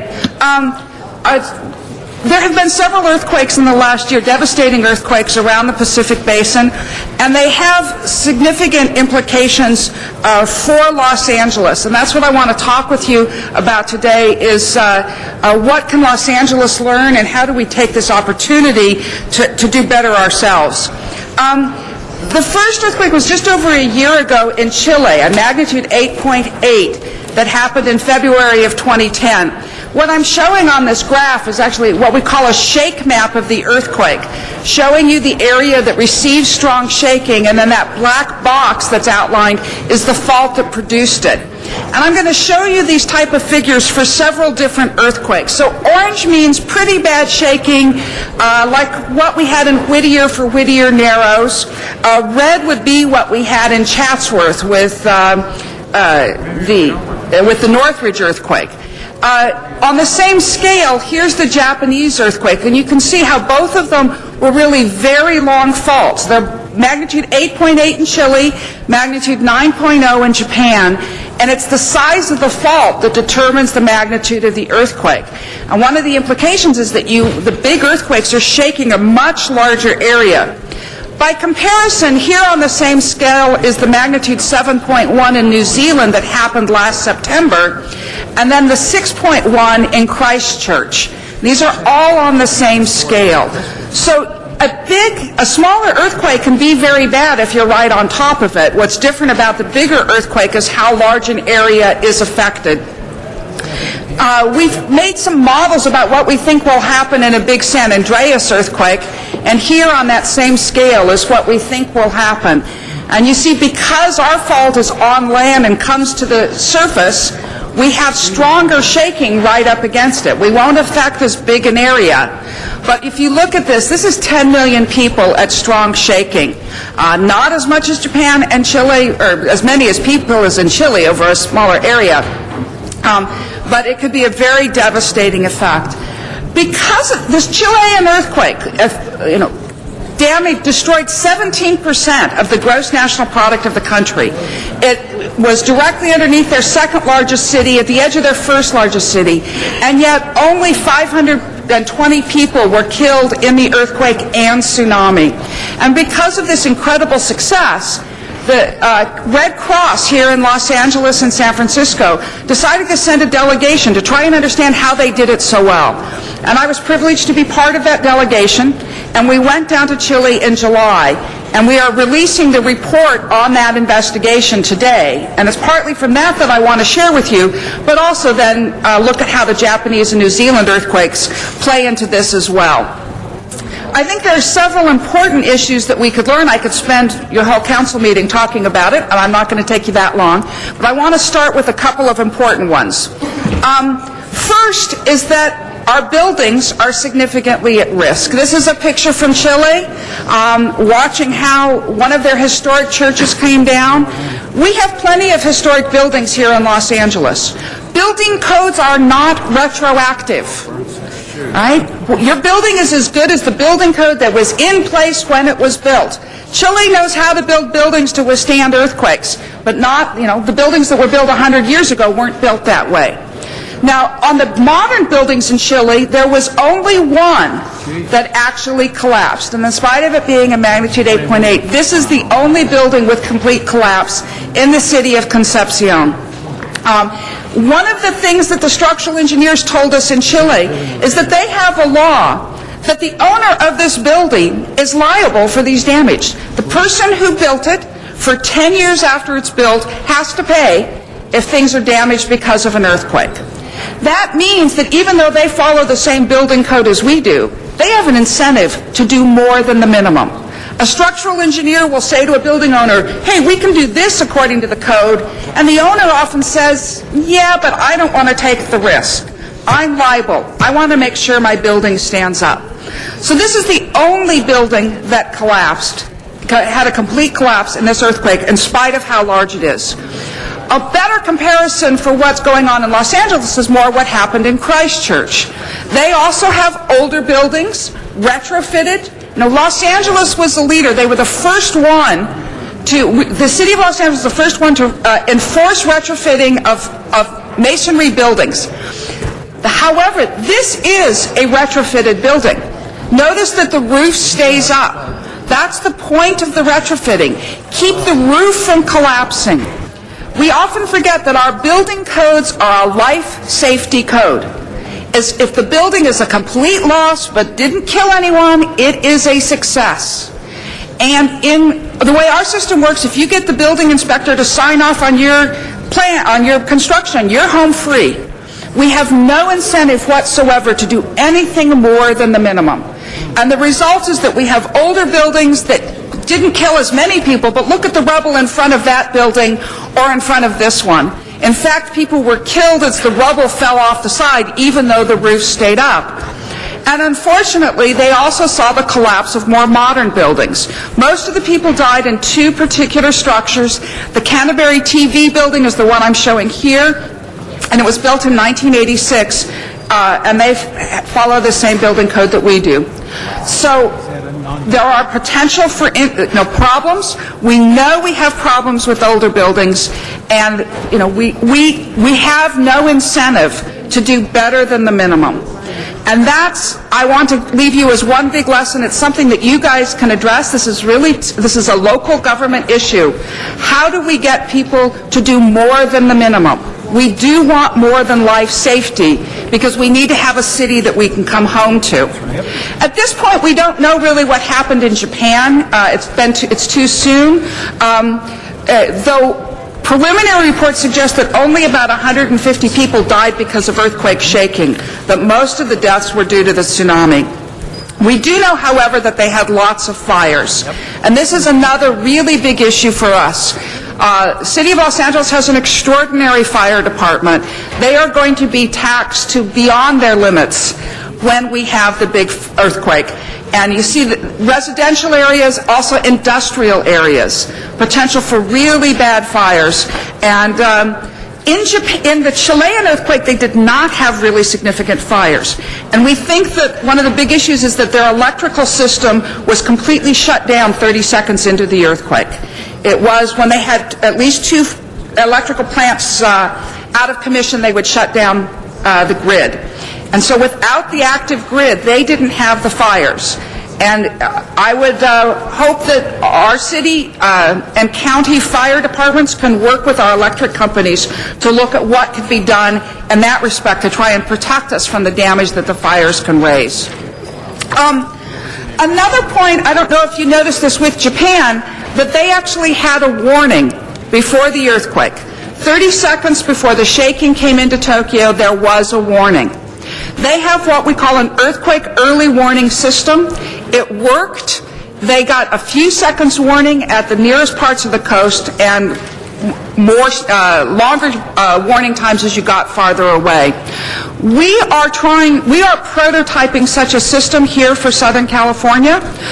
We are developing algorithms. They are in place. We are testing some of them. We had the President's budget request this year included extra money to start actually putting this into place, both early warning and earthquake forecasting. Of course, the President's budget has not been passed this year, so it doesn't look like we're going to be getting any extra funding. And in fact, I guess there's a chance that we won't even be allowed to come to work as of midnight tonight. But we are planning to move forward with parts of it that we can. Actually, setting up early warning is just going to take more instruments than we can afford at this point. But we are going to move forward with earthquake forecasting. The U.S. Geological Survey is going to be establishing an earthquake forecasting project in the next fiscal year, even if we don't get the funding increase, and use it to try and provide that information about earthquake sequences. You know, when you look at that New Zealand earthquake, the aftershock happened right under the city and caused a lot more damage. No seismologist was surprised. It's pretty clear that the city wasn't ready for it, though. And there it shows that we need to do a better job of communicating between the scientists and the city and the residents. So the U.S. Geological Survey is committing to go forward with a formal project and try and improve the way in which we distribute our information to you. We'll be working with your emergency management department. We've been talking with Jim Featherstone about this, and we intend to be able to get you the best possible information and work to get it in a better form. The last thing I wanted to point out as a lesson from the recent earthquakes is that even when our systems work, when our buildings stay up, there is an inevitable disruption to our life. And that's going to be the biggest factor that we're going to face. And this is where the city has been a leader in emergency preparedness. I just ask that you continue to really work at that issue, because when you get to the biggest earthquakes, no preparation is too much to handle the disruption to lives that happened. We look at what happened in Tokyo, and most of that city was stranded overnight. People had to camp out in their office buildings. This office building had a supply of blankets ready for them. They thought about it. They tried to be ready. And that sort of disruption to life is one of the big things that you're going to be facing, and continuing to support your emergency preparedness is a really big issue. So just to end and try and sum up what this means for Los Angeles, remember that we want to do more than the minimum on our buildings. One possibility would to try and actually provide rankings of our buildings. There'd be a no-cost way of doing it. Just inform people how safe their buildings are would be a big step forward. We want to be able to use the expert information. We can use information to empower us and make us safer, and we're committing as scientists to do our best to work with you on it. And get ready for that disruption to our lives, because the earthquake is inevitable and the disruption's inevitable, but the damage doesn't have to be. Thank you. Thank you very much, and as always, extremely informative. I know there's a bunch of people who got questions. As the earthquake coordinator, as I guess you would call it, for the council over the past few years, even though it's not official, it's unofficial. I just have one question for you, and it really is a summation of what we've done. I've said many times Los Angeles is the best prepared in America. I still think we are, but as you said, there's so much to do. We did the URM ordinances. Obviously, we need to do another step on the UM ordinance. So you've brought that to our attention. After Northridge, we had a soft-story construction ordinance on retrofit on new construction and any major rehabilitation, but not existing. We have the non-ductile issue, which I introduced a motion 3 years ago. I will be bringing that back up now. I think the time is right to have that discussion. The moment frames we looked at after the Northridge earthquake have some work there. The residential with the foundation strapping and shear walls, we require those now. The shut-off valves is an issue that it sticks in my craw, because the state legislature failed to support us on that. But I think we need a mandatory law on shut-off valves. But here in Los Angeles, we do have it on new construction, and we need to continue on that. If you were, and not to denigrate you and insult you, but if you were in this chair rather than that chair, what would be the one thing you would want to get done right now? What is the thing that we need to focus on the most at this moment? I think that the effort that you made towards non-ductile reinforced concrete buildings is probably the most important one. Okay. That is a place where our estimate of what the when we did the shakeout earthquake, that's the place where people die. Okay. And that's what we saw, that the Canterbury TV building in New Zealand is similar to that, and that's where you can just kill so many people. So I think your effort there, it's really a pity it didn't go forward before I'd like to see it more Yeah, now. we're going to turn up the burner on that right away, I guarantee you that. And while I only have 2.5 more months here, if we can at least get that ordinance moving forward, then it'll get done. I think it's important. And then on URMs, and it was something I was very involved with, Hal Burnson. We wrote the URM ordinance in 1982, I think, or about there. It was the first of its kind in America. I've always felt very satisfied that it was a good ordinance, but apparently it's not enough. So what would we need to do to upgrade the URM ordinance as well? It's a fantastic ordinance. It was a huge step forward. But we need to I think the next step is to make sure that we disclose, because it's better than it's way better than nothing, and the only way really to deal with URMs is to not have them.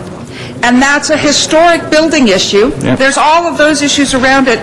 So I think that making sure that people have the information, that they know that what the risks are for the building, and if we could come up with a ranking system for existing buildings, and you had to disclose it when you rented from a building, when you went to work in a building, when you put your kids in a school in a building, then people could be making informed decisions. Very good. So, ladies and gentlemen, we had 8,800 URMs in the 1980s. We refitted 8,400 of them. About 400 have been destroyed since then. About 200 were ruined in the Northridge earthquake and were torn down. So we've probably got around 7,800 to 8,000 still left in the city, probably. Right. And you know, because of the retrofitting, those roofs will stay up, but you'll see the facades coming out onto the street. And I actually noticed one when I was downtown a couple weeks ago that had tables out in front of a URM for outdoor dining. And that's right, what would be, falling on them. And so the awareness issue, I think, is a big part of it. And maybe forbidding that kind of uses outside of those kind of buildings then also. Right, that's we were true. lucky in Northridge it happened at 4 in the morning, but if it happened 2 in the afternoon, people will die then. Well, that's what happened in New Zealand. The earthquake was about 1 in the afternoon. People were in the business district, and people were crushed as facades collapsed on them. Okay, I know there's others who want to speak. I just want to say, Dr. Jones, for the past 20 years I've enjoyed working with you, particularly the last 8 years on this council. It's been my pleasure and honor to work with you. I think you're one of the great citizens of Los Angeles, and I thank you for all you've done for us. And I hope this council now will help me focus on earthquake preparedness as we come forward, at least these last few months I have in office, to focus on some of these items that you've brought forward today. God bless you and thank you. And I now turn over the rest of the council. Thank you, sir. Thank you very much, Mr. Smith. We have 3 other council members, Councilmember Hahn, and then Rosendahl and Labange. Ms. Hahn. Thank you, and again, a great citizen, a great American, really a great woman. What Dr. Jones does is invaluable, and you're always on message about preparing, about preventing, loss of lives in the event of a disaster, and you just always have a good message. I know we hosted the USGS conference down at the Port of Los Angeles recently and talked about the coordination of agencies in the event of a disaster, and we talked about tsunami warnings. And I will tell you, Councilman Rosendahl, I'm proud of you and I. We were the council members that really insisted that the city becomes tsunami ready in our inundation areas. And so now Venice and the coastline, as well as the harbor area around the Port of Los Angeles, the signs are up. And on March 11th, after the earthquake in Japan, we had all the agencies down there, command center, patrolling the harbors, patrolling the marinas, making sure that people were prepared, double tying their vessels, evacuating if need be. So everything stems from your constant drumbeat that Los Angeles needs to be ready and prepared. One of the things that was our neighborhood councils, we have a system of over 90 neighborhood councils throughout the city of Los Angeles who are beginning to take up the mantle of emergency preparedness and are beginning to also sound the drumbeat that in the event of a major disaster, it's going to be neighborhood by neighborhood. And maybe a week before supplies can be reached or electricity can be back up and running.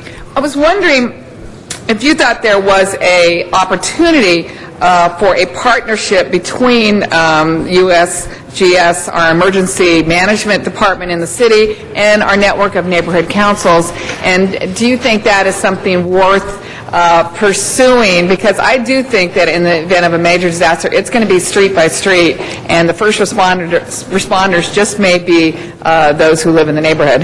I think that's a great idea, because one of the things as we did this model of the shakeout earthquake is it's very clear that there's sort of tipping point issues, and if you get enough people that have worked together and done those things individually, and it's got to be at the neighborhood council level, and it's also where the damage happens. If your neighbor's house is destroyed and he walks away from it, you've lost property value as well. So in terms of that recovery issue, it's very much at a neighborhood level, and we'd be very happy to work with the city and try and develop, perhaps as part of the shakeout, we could have things through the neighborhood councils, and we could help work on developing, like, emergency plans and activities that neighborhood councils could do. I am so glad to hear you say that, because I think that is really key. And maybe, Mr. Krikorian, you could help sort of spearhead that partnership, and we could figure out how that works. That would be because great. I really think that might be the missing link so far, just in having our entire city prepared neighborhood by neighborhood, and would love for you to work with us on creating a model that would work and empower neighborhood citizens. Right. It's the way it has to happen, is at that level. Right. And we could tie it to the shakeout and make that even bigger than it's been. Thank you. And I know we're also at 19. I'm going to push my button again, and maybe our emergency preparedness department, James, you can answer a question I have about that as well. But I'll repeat. Thank you, Mr. Rosendahl.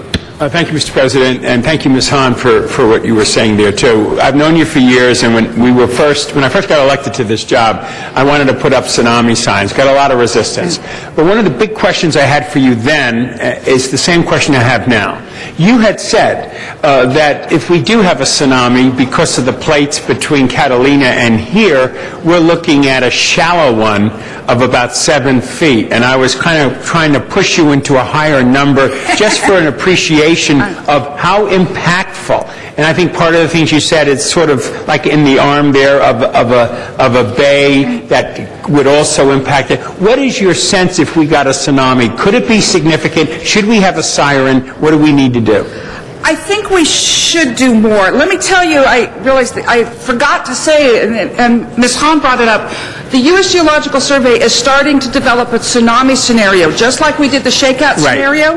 And it happened, a few months before the March in Japan tsunami and earthquake.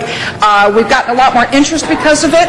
We are going to be, and part of that is going to be very detailed modeling of just how bad it can be. And what we're doing is picking the worst possible earthquake, which is one from the eastern Aleutians. That's the one that gets aimed at Southern California. Right. And we're getting the best modelers, and we're when I get a budget so I can write a contract, we're hiring these modelers to start work on this. We won't be completed for another year and a half, and I want to wait till we get that best science, because we're going for that. We should have the best possible model of what the worst, this isn't the extreme value. You could go and imagine a collapse of the Hawaiian volcano and get something really awful. But this is the worst realistic one. And we'll have that answer. I do think it's going to be a pretty big issue. I think it's going to be a very big issue for the ports of Los Angeles and Long Beach. But it is also going to be in some of the neighborhoods, especially in your district, because that's the flattest part, around Ballona Creek. That's exactly right. And in fact, I've talked to the county supervisors. We've talked about sirens. Should we have a siren? They do it in Washington. If you have a siren, though, you need to have an education program along with it so people know what to do with response to the siren. Right. Do we need more stuff in the ocean that could predict it coming? Because I'm told we don't have enough adequate buoys or buoys or whatever. It can help. It's not probably the biggest issue, because if we're talking about an Alaskan tsunami, you've got 5 hours. Right. You've got time to know that it's coming, but what you do need to do is get the beaches evacuated. We can add, and there's a lot of ways in which we can add to our knowledge base. I could sit down with you if you want to have a detailed assessment of what are the most we like useful. that in Venice. The people in Venice would love for you to come speak, too, before their neighborhood council. It would be very helpful, and we would look forward to that. How about shut-off valves on gas things in the homes, automatic? Actually, I was part of that Seismic Safety Commission, the group that looked at it, and it's clear that in a denser situation, It's very, very important. In sparsely inhabited parts of the state, you don't really have that issue of transmitting between regions. Los Angeles is a pretty How about dense... the large pipelines that are under us? Do we have shut-off valves in place for that? I don't know. Shouldn't we? We should. We should. And I think one of the things that came out of the shakeout that I'd like to see advance is FEMA has developed a Cajon Pass task force to look at all of the lifelines that cross the San Andreas Fault at Cajon Pass and try to, because we have natural gas pipelines crossing gasoline product pipelines at the San Andreas, where all of them could break at once, and then you've got an electric line nearby to provide a spark. So trying to work together on that, and it's something that has to be done at the government level because it's not any individual company, it's all of them together. Right. And it's one of the outcomes I'd like to see develop even further about how we handle lifelines, because that sort of level infrastructure isn't really under the City Council, but it is going to have a very big impact on life here after that earthquake. Thank you, Doctor. I look forward to you coming to Venice and meeting with my constituents and my other neighborhood councils as well. Thank you. Okay, great. Thank you. Mr. Lavange. Dr. Jones, thanks you for all you do. In 12 and a half hours, the federal government may shut down. What does that do to you? I am one of the non-accepted employees. I go home and don't get paid. Well, but also, I mean, for preparedness, this is very a real reason why they should get some agreement to move forward as we look at it. But your one would be stopped from working. Yes. Right. That being said, on a couple of questions here, where were you raised?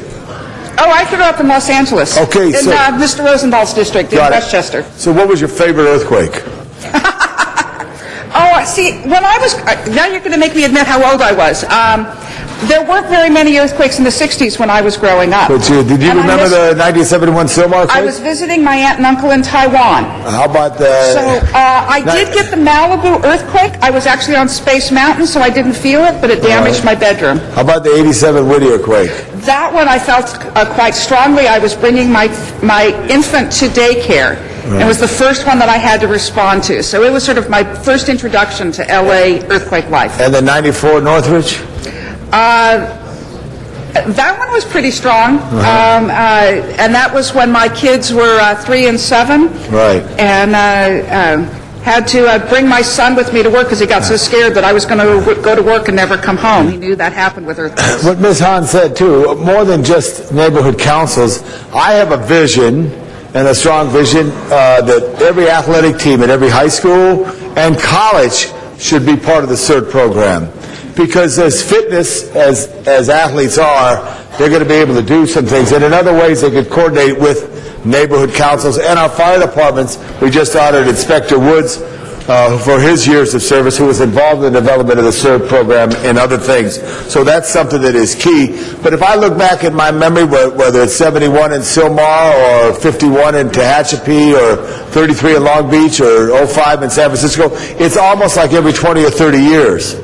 On average, we have a damaging earthquake in California. We have some level of damage almost every year, and we have a major Northridge level type of damage every 20 to 30 years, on average. I know, I'm very glad we have a Department of Emergency Preparedness. This is one question, yes or no, more than and I took oceanography in college, so I understand the trench a little different than maybe some, but here's the question I want to ask you. Down south and other parts of the country, they have, for home improvement stores, a holiday of taxes if you buy preparedness equipment. I'm proposing with a motion today, members, that we ask the state, and Ms. Hahn seconded me with that we propose to the State Board of Legalization to encourage Californians that on the first, was it the first Friday of the month we had the air raid sirens? First Friday, was the last Friday of the month? Whatever, either the first or last, but probably the first, we should have a tax holiday if you buy emergency preparedness equipment, because it is going to happen, no question, right? No question. No question, it's going to happen. And preparedness is so important, and the multilingual efforts, we could talk on and on about the challenges of 94 and the diversity of people who had experienced earthquakes in other parts of the world and experienced here and how they all reacted and what other challenges are. And also, members, I do want to say not just our first responders, which are absolutely important. There's a whole apparatus of city family, whether it's the Parks Department and the Housing Department, the building inspectors that have a role. So there's much to do. I almost think, members, we should probably, if we want to, we're going to pursue this tax issue, but also at least have this up, at least every quarter, if not once a month, on preparedness, because we do know that there will be another earthquake. We hope there will never be one. It's monumental, but we know that will happen. Last question. How big in Japan, if Santa Barbara to San Diego is a distance we all could put our hands on right now in our eyes, and how far the tsunami washed onto Japan, did it go as far as from Santa Monica into La Brea or to downtown, or how deep did it go on land? Do you know your vision? It only went about 2 miles inland. So, because it was pretty high, but it doesn't go very far inland. But the fault that produced it extended offshore for a distance great would be from like San Diego to San Luis Obispo. San Luis Obispo. And the damage to Japan, severe damage, is San Diego to San Luis? Yes. Right there. Severe damage would be San Diego to San Luis, and Tokyo would be at San Francisco. And Lucy Casada, who runs Lucy's El Adobe in Hollywood, which has a corner named after her called I Love Lucy Corner, because Lucy Arnaz used to be from I Love Lucy, wants to invite Lucy Jones for an I Love Lucy Jones night for all you do for emergency preparedness. All right, last said there. Thank you very much. Thank you for that trip down history lane. Thank you, Mr. Labange. Ms. Hahn, for a second time, is our final speaker. Thank you. I was hoping to have James Featherstone come to the... colleagues, this is always a good discussion on emergency preparedness. I think we are doing really well. We keep taking steps ahead in terms of preparing our city. I know I introduced a motion back in January of 2007 requesting a report back from our emergency management department on our level of preparedness. I know other council members over the years have keep introducing motions asking for that. But the report I just read from the EMD department, Public Safety, Arts, Parks, Health, and Aging, was that everything I read in that report, I'm still concerned that 90% of our messaging from our emergency management department is delivered in only 3 languages: English, Spanish, and Korean. And I believe Tom alluded to the idea that we have such a diverse city, and I think this is the difference between life and death. I think it is so critical that our material is at least given in maybe 5 to 7 of most of the languages. I know we have 100 different languages, but the majority of the languages seem to be English, Spanish, Korean, Chinese, Persian, Armenian, and Tagalog. What is I know, as you said, I'm not going to like your answer, but tell me what the challenges are. Is it all money? Is it all resources?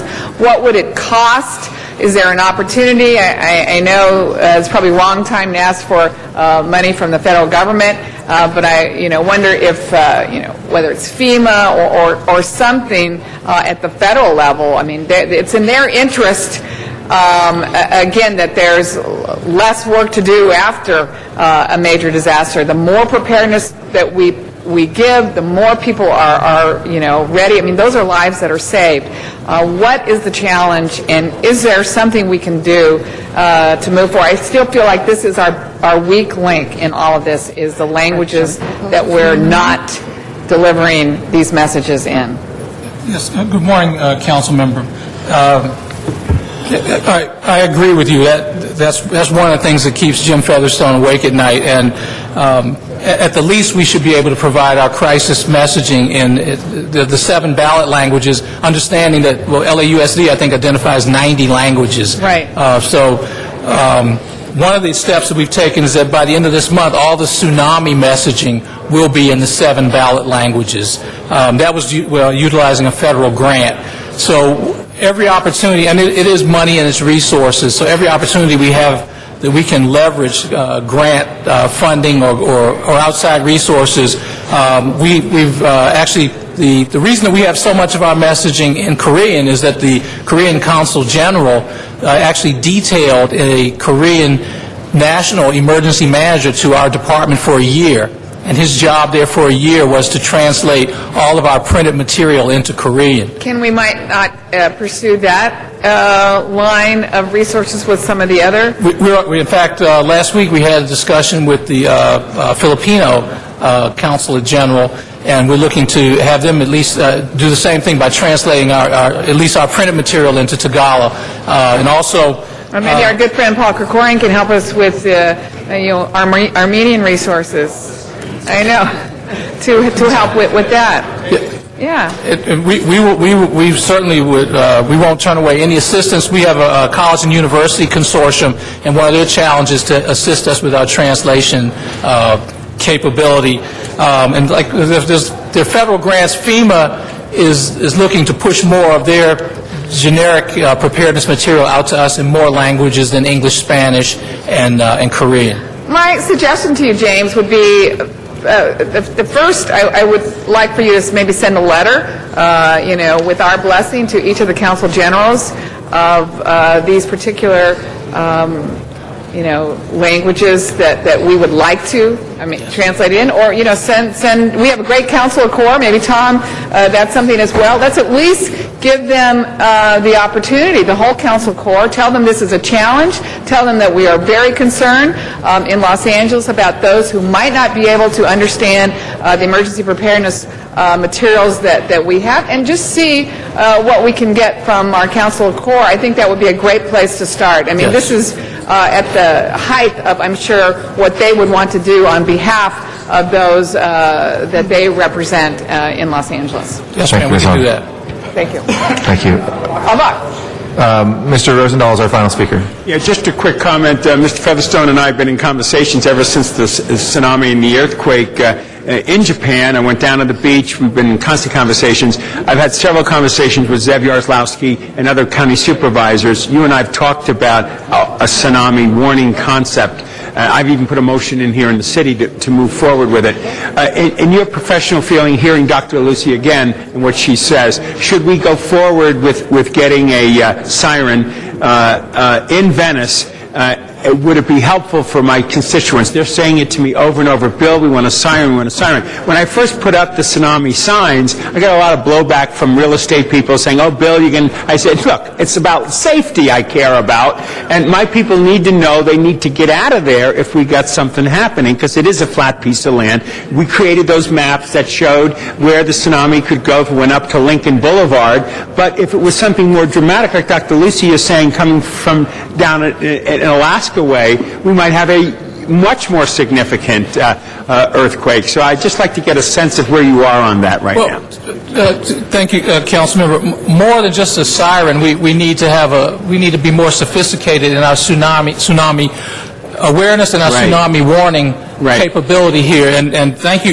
You've been one of the champions for tsunami awareness when we were almost treated like Chicken Little. I remember. Yeah. No one wanted the signs. You said, no, we're going to go forward, and we appreciate it. Your office actually funded a lot of the signage. That's right. So I would say yes for the siren, but a qualified yes, because I think the siren needs to be part of a more comprehensive system. Right.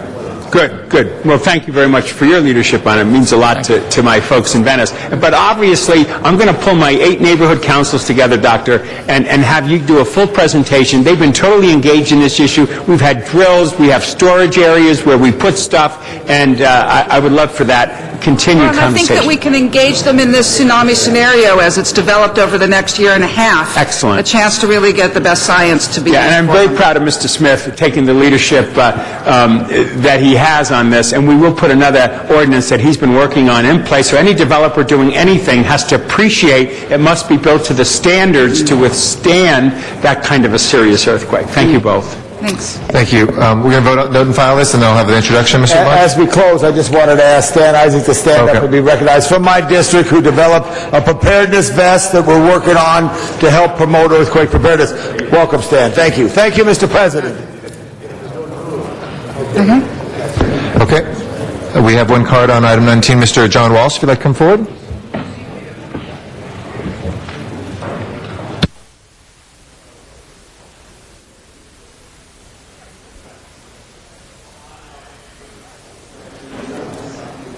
John Walsh, blogging at Hollywood Highlands, HIGHLANDS.org, Facebooking at Mickey Jackson, friend us, MIKI. I'd like to point out that yesterday's earthquake was a 7.1, but it was an aftershock, no one paid attention to it.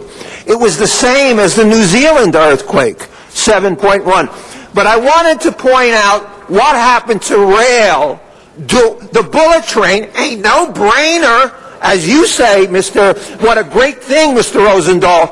Everything went out. There were gigantic crashes. The trains were out for weeks. But Harry Smith, 2 days later on CBS, reporting on the earthquake from Tokyo, and as he speaks, you see a city bus passing by. The buses, in the end, saved Japan. And all of your trains and your Buck Roger didn't work. The buses saved it, and it saved it yesterday. Buses, buses, buses. HollywoodHighland.org. Thank you, Mr. Walsh. We'll go ahead and note and file this. Please open the roll, close the roll, and tabulate the vote. 12 ayes. Okay.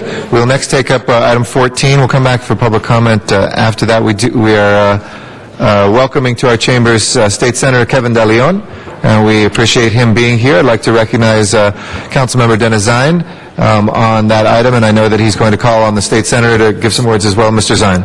Thank you, and thank you, Senator De Leon, for being here, joining us this morning. Senate Bill 124 by our great senator. Joining him at the table is Chief Doan from the Los Angeles Police Department, and I think, Chief, we have some other representatives from the department. If they can come forward, other representatives from LAPD, a captain, a detective. If you can please come up to the table also. This deals with a life and death situation, deals with ammunition, deals with bullets. What Senate bill, I know you went from the Assembly to the Senate, Senator, so apologize for that, since I've known you from the time you were in the Assembly. This would clearly define the types and uses of handgun ammunition banned under state law, including ammunition designed to penetrate body armor. When police officers wear body armor to protect them, save their lives, these bullets would penetrate that body armor.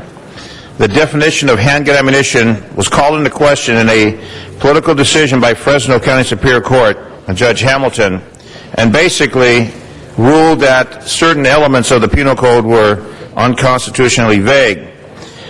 What Senator De Leon has done with Senate Bill 124 amends the Penal Code to clarify the definition of handgun ammunition and cop killer bullets by specifically deleting the words principally designed and primarily designed from the Penal Code, which allowed the NRA and court to argue was unconstitutionally vague. The case struck at the heart of California's long-standing laws against minors purchasing ammunition and, more importantly, undercut California's long-standing ban on armor-piercing bullets, the so-called cop killer bullets, recklessly putting officers at risk. Senate Bill 124 is vital to ensure that the types of handgun ammunition already banned under California Penal Code cannot be invalidated in the future. This includes a ban on armor-piercing cop killer bullets designed to penetrate bulletproof vests, which officers are required to wear while they're on duty.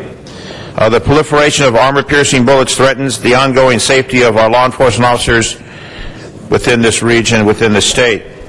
And as a longtime member of the LAPD, now in my 42nd year, currently as a reserve officer, I know the importance of the vest on the job.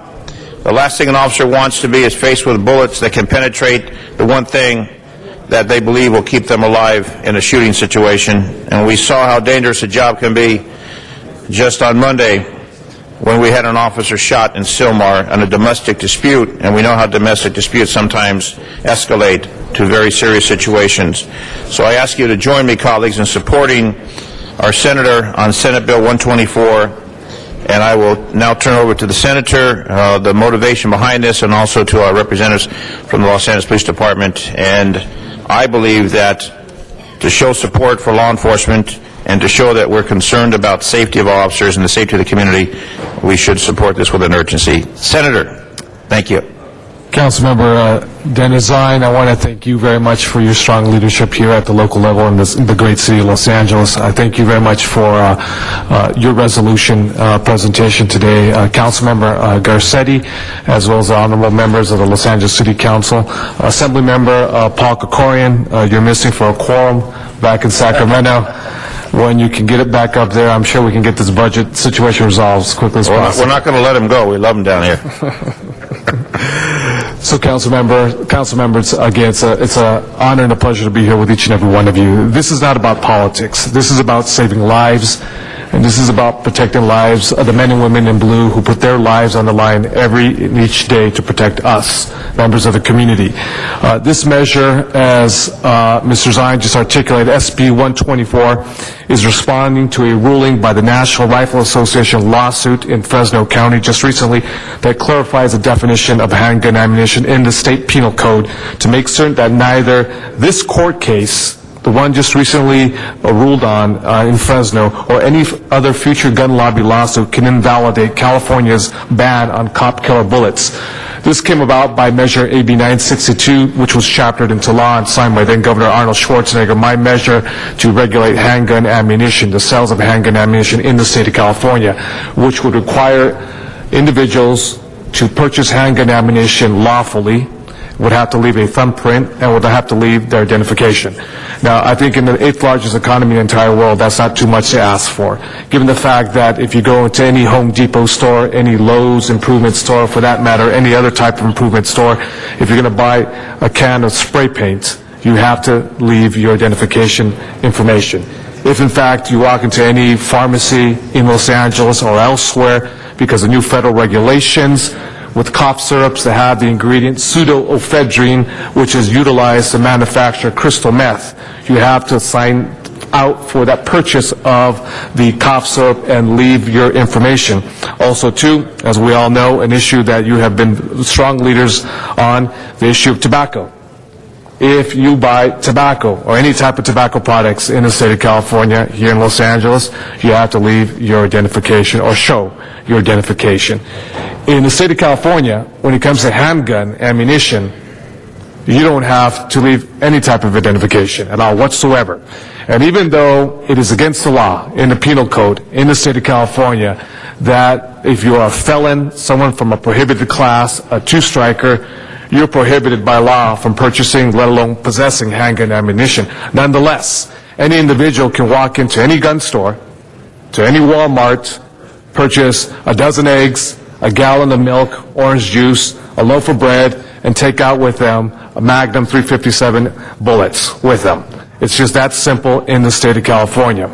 And what I'm trying to do is to provide every tool necessary for our men and women who protect us, so they have the tools necessary to make sure, in fact, those individuals who are purchasing the handgun ammunition are, in fact, lawfully allowed to do so. And to take it a step further, for our straw buyers who send in individuals who purchase the handgun ammunition for them, load up the trunk, cruise around Lincoln Heights, Ball Heights, South L.A., down the street over here in MacArthur Park, open up the trunk, and they just say, "What do you want?" Because I got it here. And this is what this ruling did in Fresno County, because they went shopping around, and this has an impact on us here in the city of Los Angeles. California has well over a decade banned the manufacture, the sale, and possession of cop killer bullets. We banned those bullets because of the special and deadly threat they pose to our law enforcement personnel. Many of them we have relied to protect, who have relied, I should say, on protective vests to save their lives. Clearly, the gun lobby will not be satisfied until they strip all of California's rational regulations governing the sale and possession of ammunition, even ammunition, again, to underscore and emphasize that is designed specifically to pierce armor and to kill law enforcement officers. Their lawsuit attacked not only the language, as Mr. Zine just articulated and emphasized, to define handgun ammunition in California, but the language, again, specifically, and that's what SB 124 is all about, that defines cop killer bullets. If upheld, it would immediately jeopardize the ban on cop killer bullets, and we cannot allow this to happen. For this reason, I'm here today with Los Angeles top cops, Chief Detective Donin, here today to introduce my measure to each and every one of you, SB 124. It is with my hope that we can pass this resolution here, encourage the legislature to move forward with immediate action, 2/3. This would require Republicans to come on board as well. Again, Mr. Zine, I want to thank you very much for your leadership here in the city of Los Angeles. I know your long history as an LAPD officer. This is near and dear to you, to do everything possible to protect the men and women in blue so they can protect us. So, members, I respectfully ask for your aye vote on this measure, and I'll turn it over to the detective. Good morning. Dave Doan, Deputy Chief, LAPD, Chief of Detectives. First, the department would like to thank Senator De Leon for carrying this legislation to correct this action of the courts that has taken away necessary legislation that protects all of us in society. Chief Beck and the Los Angeles Police Department strongly support this bill and its ability to correct what we view as a technical action by the courts that has had a significant impact on the ability of law enforcement in California to deal with illegal sales of guns and weapons and the use of those by criminal elements in our communities. So we strongly support this bill and are encouraged by the support we see around this horseshoe for the City of Los Angeles to take a strong position in support of this bill. Captain? Yes, of course.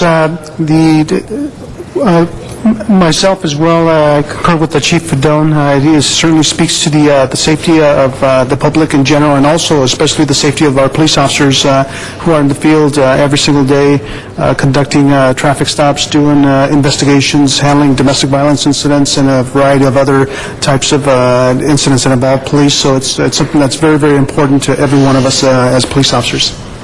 And for the critics, say that we're an anti-gun city council.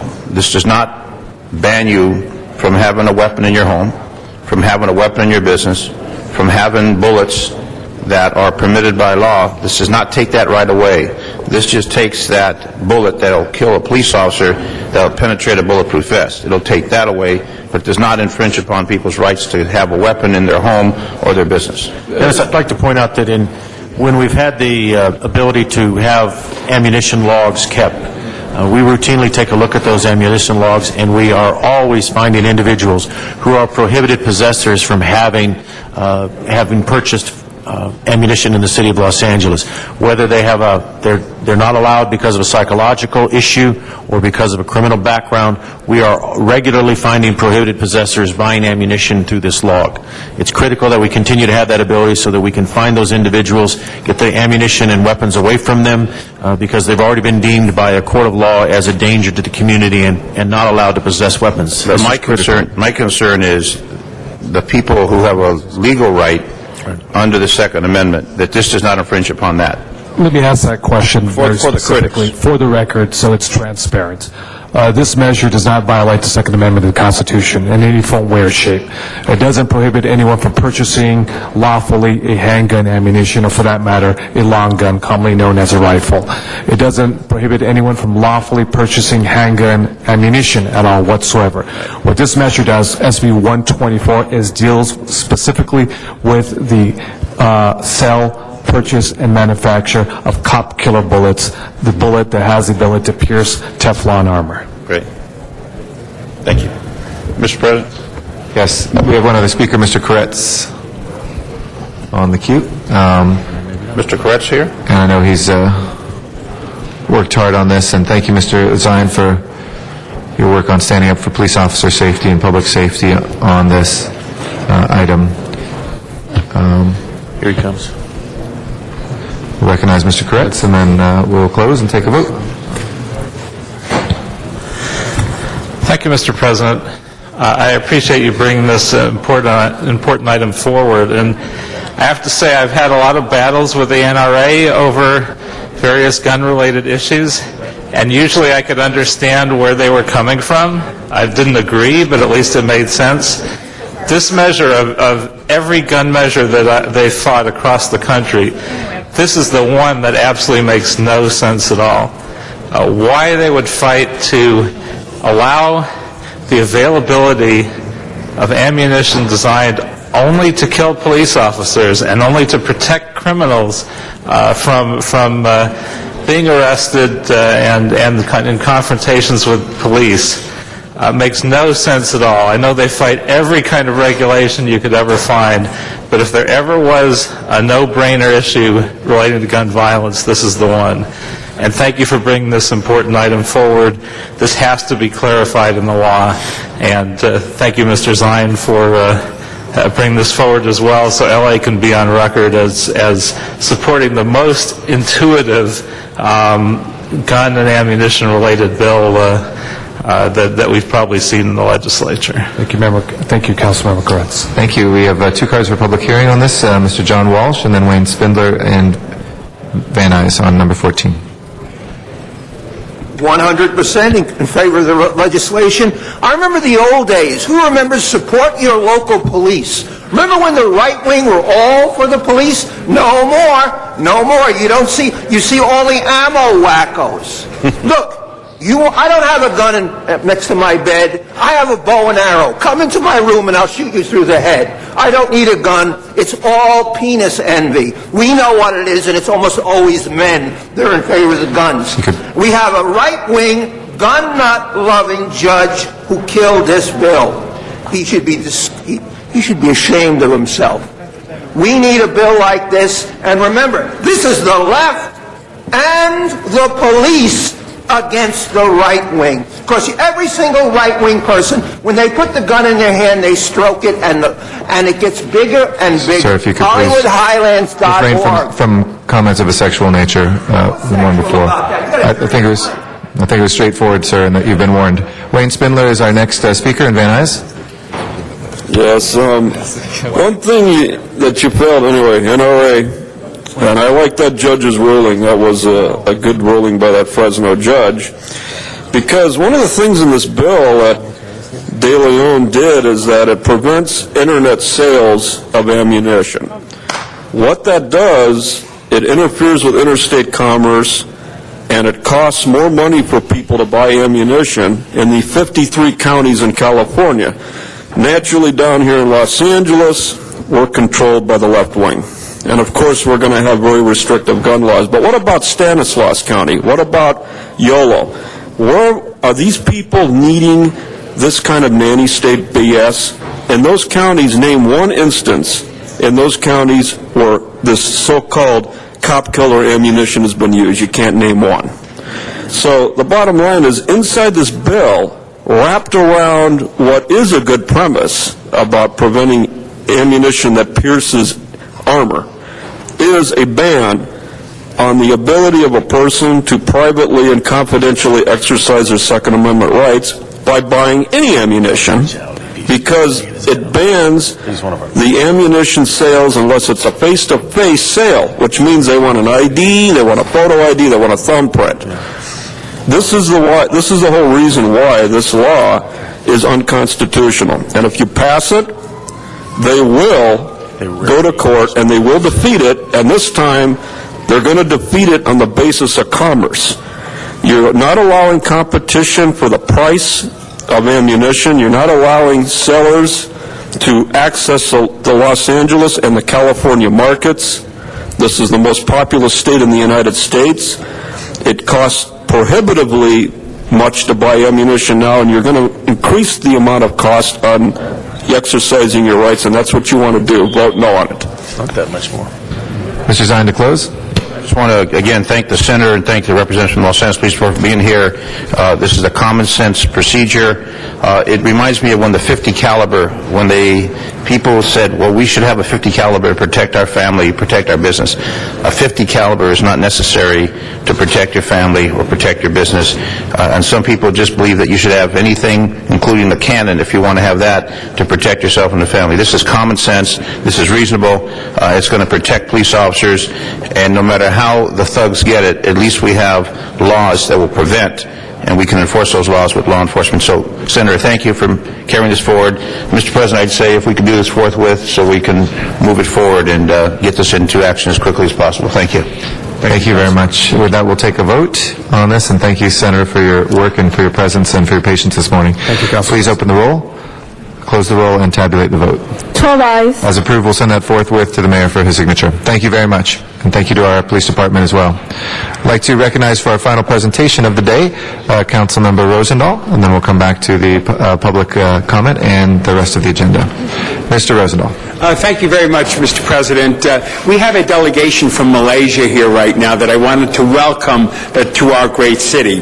This morning, this group of 6 high-level delegates are here to visit higher education, UCLA, USC, and discover some innovations in technology at those 2 universities. They're also visiting the City of Hope and Cedars-Sinai to see how innovation and technology is being put to practical use. You see, they're here to try to understand how we do things that they find to be superior to what's been going on in their great country. Right now, you might be asking, why us? It's because we are the leaders of this. Standing right next to me is an old friend of mine, Rohit Shukla, who will introduce the 6 members of the delegation. He used to be on my show, and he's one of the major guys in our community here. It's good to have you, Rohit. Tell us who's here with us as I present this certificate. Thank you, and please feel free to applaud as well. Thank you very much. Members, some old friends here, apart from Bill Rosendahl. I know I see Herb Wesson here. Councilman Herb Wesson, nice to meet you, and nice to meet you all. I'm from the Los Angeles, we used to be called the Los Angeles Regional Technology Alliance, now simply known as LATA Institute, a fixture in this community for over 18 years, committed to the glory of Los Angeles' innovation and citizenry. We're very, very used to having the role of a conduit between different parts of the world to establish collaborative opportunities between our great city and region and countries around the world. With me today are delegates from Malaysia that, as Councilman Rosendahl said, are here to study how innovation is actually expressed throughout our communities, and also for specific civic problems and the resolution of problems relating to pollution, transportation, infrastructure, and so on. The members of the delegation right behind me, starting on my right with Madina Muhammad, who is the Secretary General of the Ministry of Science, Technology and Innovation in Malaysia. Thank you, sir. And Madam Liu from the Economic Planning Unit of the Prime Minister's Office in Malaysia. And Professor Nosrata Ismail from the University of Technology, Mara, and also associated with the Ministry of Higher Education.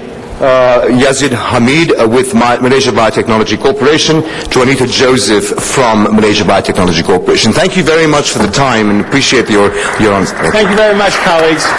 Thank you very much. Thank you and welcome. We're very pleased to have you here. We hope it's a fruitful visit and that you enjoy yourself and enjoy watching democracy in action here at the City Council.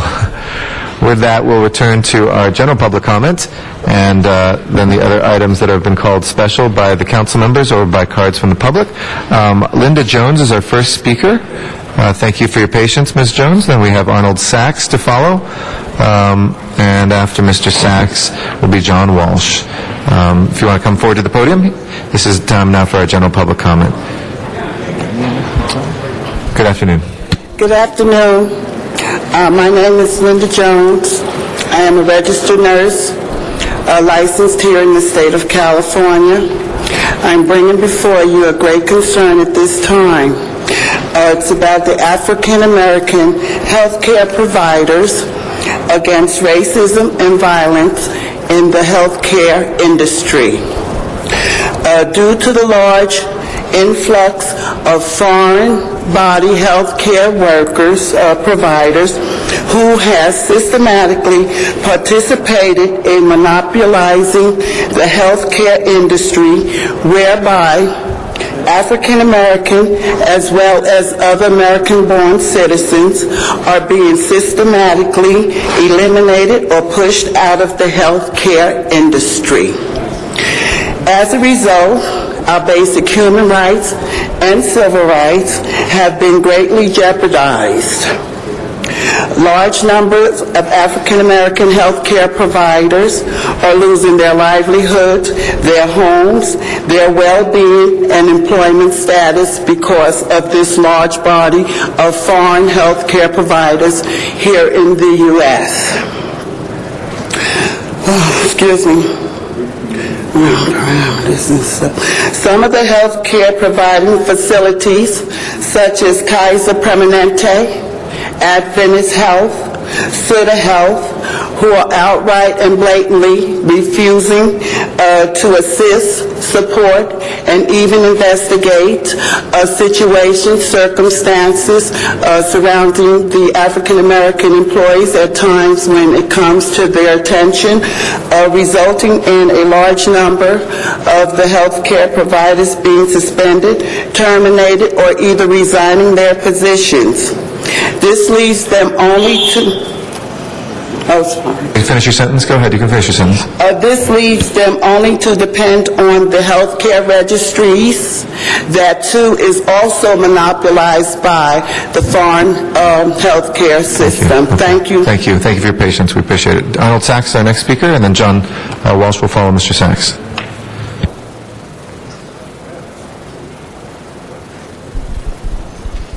Good afternoon.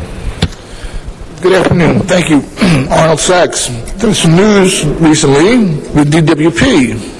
The new head of the DWP has come up with over $300 million in budget savings. This is an article from last year, 7/21. Within weeks, Buettner announced he would hold off on any more increases by cutting $263 million from the budget. That was 7/21 of last year. So in 2 years, there's been over $500 million in cuts to the DWP budget. Who's running this department? How can there be so much, over $500 million in cuts, yet there's a need to raise the rates? Here's another article from last year, because it's on. This is from Friday, April 2nd, 2010. This is also regarding the DWP. The mayor insisted the rate increase was not his proposal, but came from the DWP and PA Consulting, a firm that concluded the higher rates were needed to ensure the utility's solvency. Wow, PA Consulting is on the agenda again today. Thanks very much for having the opportunity to let us speak. I know with all the presentations, time was limited for the public, and since it had already been held in council committee, rules being rules. But you would think, with the DWP being such a major part in everybody's life, you'd give a couple of minutes to the public to be able to speak when those items appear on your agenda. I know it's not quite as important as the things that were discussed today, but nevertheless, throw the public a bone. Mr. Walsh is our next speaker. After that, we'll go to the Valley, and Wayne Spindler will follow him, and Van Nuys. HollywoodHighlands.org, Facebooking at Mickey Jackson, MIKI. The boycott is in process. All Dodger Road games boycotted by baseball fans throughout America. The Brian Stowe stomping was a hate crime. It should be investigated as an anti-gay attack. On our Facebook, we point out we have eyewitnesses throughout the entire game. Anybody wearing a San Francisco Giant apparel insignia was surrounded by gang members shouting anti-gay slurs. A friend of Mr. Rosendahl told me that. 3 men walking in the parking lot were mistaken. Stowe and his friends were mistaken as gay men. They were beaten up, there were shouts of gay slurs, and they were thugs. They were not thugs, they were gang members. Who was the getaway? The wife of one of them and a 10-year-old child. They jump in the car. You're protecting thugs? No. African Americans were not in any way involved in this. What this is harming is Selig and McCourt. There's a $3 billion Fox deal that McCourt has that Selig is holding up now because of what's happening. It's Bud Selig who found out through the national media. People are served alcohol when they are drunk at Dodger Stadium. They were inebriated. The ABC, the state board, is conducting an investigation on alcohol. You don't see that in the newspaper. You only see it on our website. If you want to know what crime is in Tripoli, read the LA Times. If you want to find out what's happening in LA, HollywoodHighlands.org, Facebook. Mickey Jackson, thank you. Yes, Mr. Rosendahl? Of confusion and privilege. No offense to Mr. Walsh. None of my staff, I know nothing about this being gay-related or anything to do with gay bashing whatsoever. And if it was, I'd certainly be the first one to make a big statement about it. Thank you. Thank you. Wayne Spindler is our next speaker in Van Nuys, and after that is Cindy Cleghorn here. Yes, another topic of hate in the city of Los Angeles, the No on Han for Congress campaign. I'll make 4 points about that race. There's a congressional race going on in May. Please relate it to the city as well, sir. It is related to the city because one of your members spends all of her time running for other offices and is not reimbursing the city for the time being used in these two campaigns in the last 6 months. Who is the, quote, property tax queen? Who drafted an oil tax to try to make people pay more for oil in the city of Los Angeles? Who, if she wins, is going to cause the city to have a special election for her 2 remaining years on her term at the cost of $2 million of the taxpayers? And who was the one who called Arizonans Nazis? That would be Janice Hahn. Is that what we want for Congress? You know, recently on KBC, John Phillips has a show on from 6 to 10, and he's a libertarian, small L, so he's not somebody that's right-wing or any of that. And he said, when meeting the national press at the CPAC, that people hate California because we send the lunatics to Washington, D.C., the Pelosi's, the Harmons, the Feinsteins, the Boxers. This is why we don't get our fair share of resources. Right now, the Democrats now are the minority in the federal legislature in the House. They're almost down in the Senate to a tie. This is why we need to have council people that are full-time council people. This particular person isn't. The city should be reimbursed for this time. Thank you. Thank you, Mr. Spindler. Cindy Cleghorn is next. After that is Nina Royale. Good morning. Good morning. Good morning, council members. Much to my surprise this morning, my name is Cindy Cleghorn. I'm from Selma, Tahunga. Much to my surprise this morning, you approved item number 7 before I got a chance to get here and before presentations. I'm asking that you reconsider that item and allow comment. The LAHD has failed to fully review this proposal. TEFRA funding must be denied. The site is next to a historic resource in Tahunga, which voids the funding request that would pave the way for this SB 1818 project. Please reconsider the item today. Thank you. Thank you. Nina Royale is our next speaker, and then Elizabeth Saldiva. Good afternoon. Good morning. Nina Royale, Sunland, Tahunga. Regarding the Samoa Avenue project, I believe the funding paves the way for approval, which will, without concessions and bonus density for this site.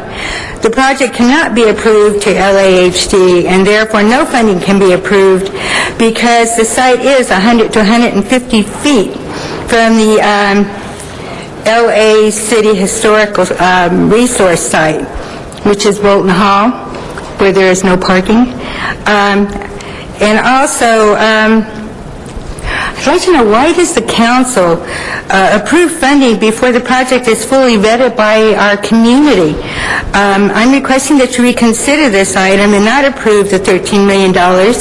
And also, please visit the council file, which is number 11-0404. It details all the reasons why this huge, humongous project is just wrong for the area. It needs to be cut in half before funding is approved. Thank you. Thank you. Our last speaker is Elizabeth Saliba.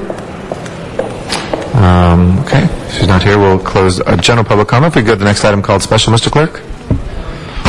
That would bring us to item number 12 called special for cards. Okay. Arnold Sachs is number 12.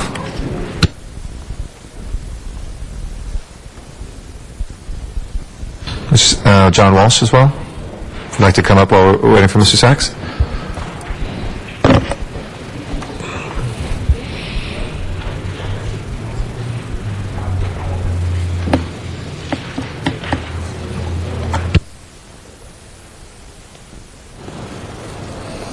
Thank you. Good afternoon, Arnold Sachs. This is an item, our funds in transportation.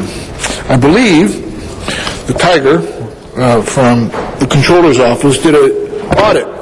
And one of the things he discovered about the transportation funds in ARA was the extensive time delays it took in putting projects out to bid.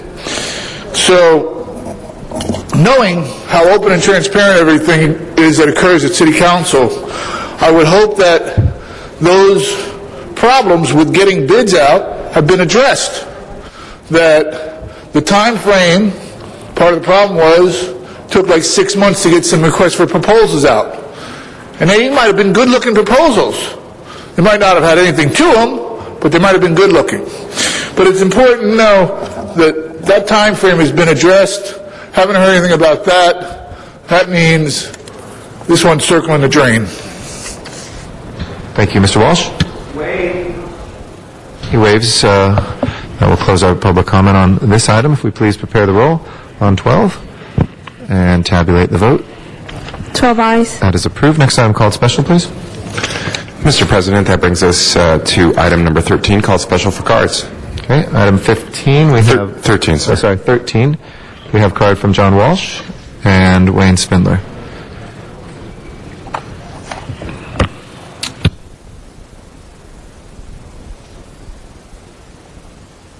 John Walsh, blogging at HollywoodHighlands.org, emailing at HollywoodDems@gmail.com. This is a lawsuit. This is for outside counsel, a couple of $100,000. LAUSD versus City of Los Angeles. That's like Godzilla versus Frankenstein. You know, could both of them lose if we were lucky? This has to do with contaminated land located. Well, when you bought it, you should have known it was contaminated. HollywoodHighlands.org. And I just want to make it clear. The victim, the people who stomped Rhinestone thought he was gay. And I guess if you beat up somebody and they turn out to be straight, it's not gay bashing. Wayne Spindler is our next speaker. And Van Nuys. Well, here we go. The great failure of Carmen Trutanich 2011 version. When he took the office, and the reason I voted for him, he said, we spend too much money on outside counsel. The city attorney's office is the largest law firm in the nation, one of the largest. We're going to start doing this stuff in-house, and what do we have here? $500,000 for the lucky lawyers. And were there any bids on this Gallagher and Gallagher? Did anybody else put it up for bids? No. It's a $500,000 gift. That's what it is. Why can't the city attorney's staff find some lawyers in there to do this litigation and save this $500,000? Why do we keep paying for outside counsel? We're going right back a la Rocky Delgadillo. Carmen Trutanich, you're a failure. 1 minute. close our public comment on this. Any members wishing to be heard on 13? Seeing none, let's prepare the roll and tabulate the vote. 12 ayes. That is approved. Next item, please. We'll do forthwith on 13 without objection. You got it. Number 5 as well. We'll go forthwith. Next item. Mr. President, pardon me, we do have a request from members to send, also send items 6 and 7 forthwith. Who's that from?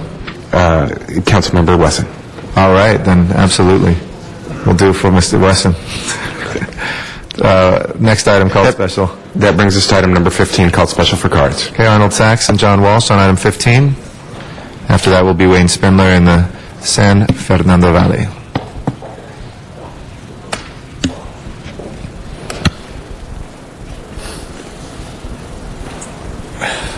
Thank you again, Arnold Sachs. You know, there's been a lot of contentious arguments regarding the taxi cab service that occurs in the city of L.A. I have an argument. I gave this letter to the city attorney back in November 17, 2010, because it was on the agenda, that the current taxi franchise operators agreement were considered and passed.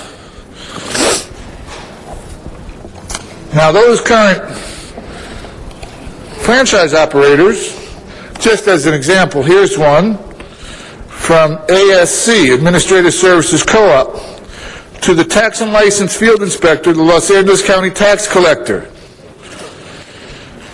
And he says, on behalf of Administrative Services Co-op, ASC, DBA, Yellow Cab Company, United Checker Cab, and Fiesta Taxi, I'm requesting county approval of an increase in the taxi cab meter rates that we currently charge in the county of LA.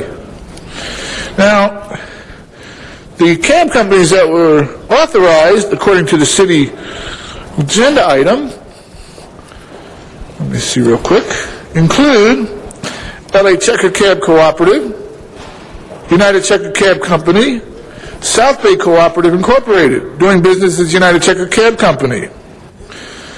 But they're not listed in the letter from the company.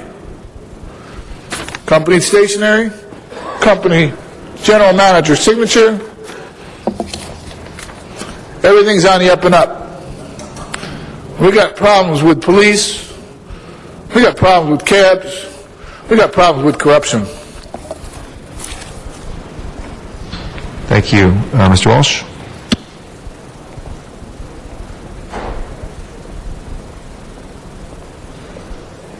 John Walsh, HollywoodHighlands.org. Speaking to you as the member of TAPLA, Taxi Patrons of LA, I can't believe that I'm the only one that gets up here in a city of 4 million to point out you're raising taxi fares. And for the from $2.50 LAX trip surcharge to $4. I mean, we see many. First, you're kicking us, cutting our bus service. Now you're raising our cab service. What do you want us to do? Sit home alone all day and all night? I just want it known that nobody else in a county of 10 million people is protesting this, but wait till they find out, wait till they have to pay. And also, I'd like to say my father was a cab driver in New York, and of course, I have a lot in common with most cab drivers in that I've been to Ethiopia. HollywoodHighlands.org. Last speaker is Wayne Spindler in Van Nuys. Unbelievable. Another $1.50 when you pull a hammer down. It's something you got to consider here with the raising of gas prices. It's not going to be long before there's going to be fuel surcharges that are coming for everything. If they haven't done that already, that $1.50 more, that's the price of that surcharge. Now you're getting $1.50 more, and then the oil companies are getting their pound of flesh. This is not the time to be doing this. In this economy, this is not the time to be raising this fee this high every single time they pull that hammer down and have a fare. Not to mention also raising these per cab fees, because they are going to have to get new cabs under your guidelines that use natural gas. that you just made them do. This is not the time to do this. Table this. 1 minute. That will close our public comment on 15. No members wish to be heard. Let's go ahead and prepare the roll and tabulate the vote. 11 ayes. That is approved. Our final item is number 18. We have cards from Arnold Sachs and John Walsh and Mr. Spindler.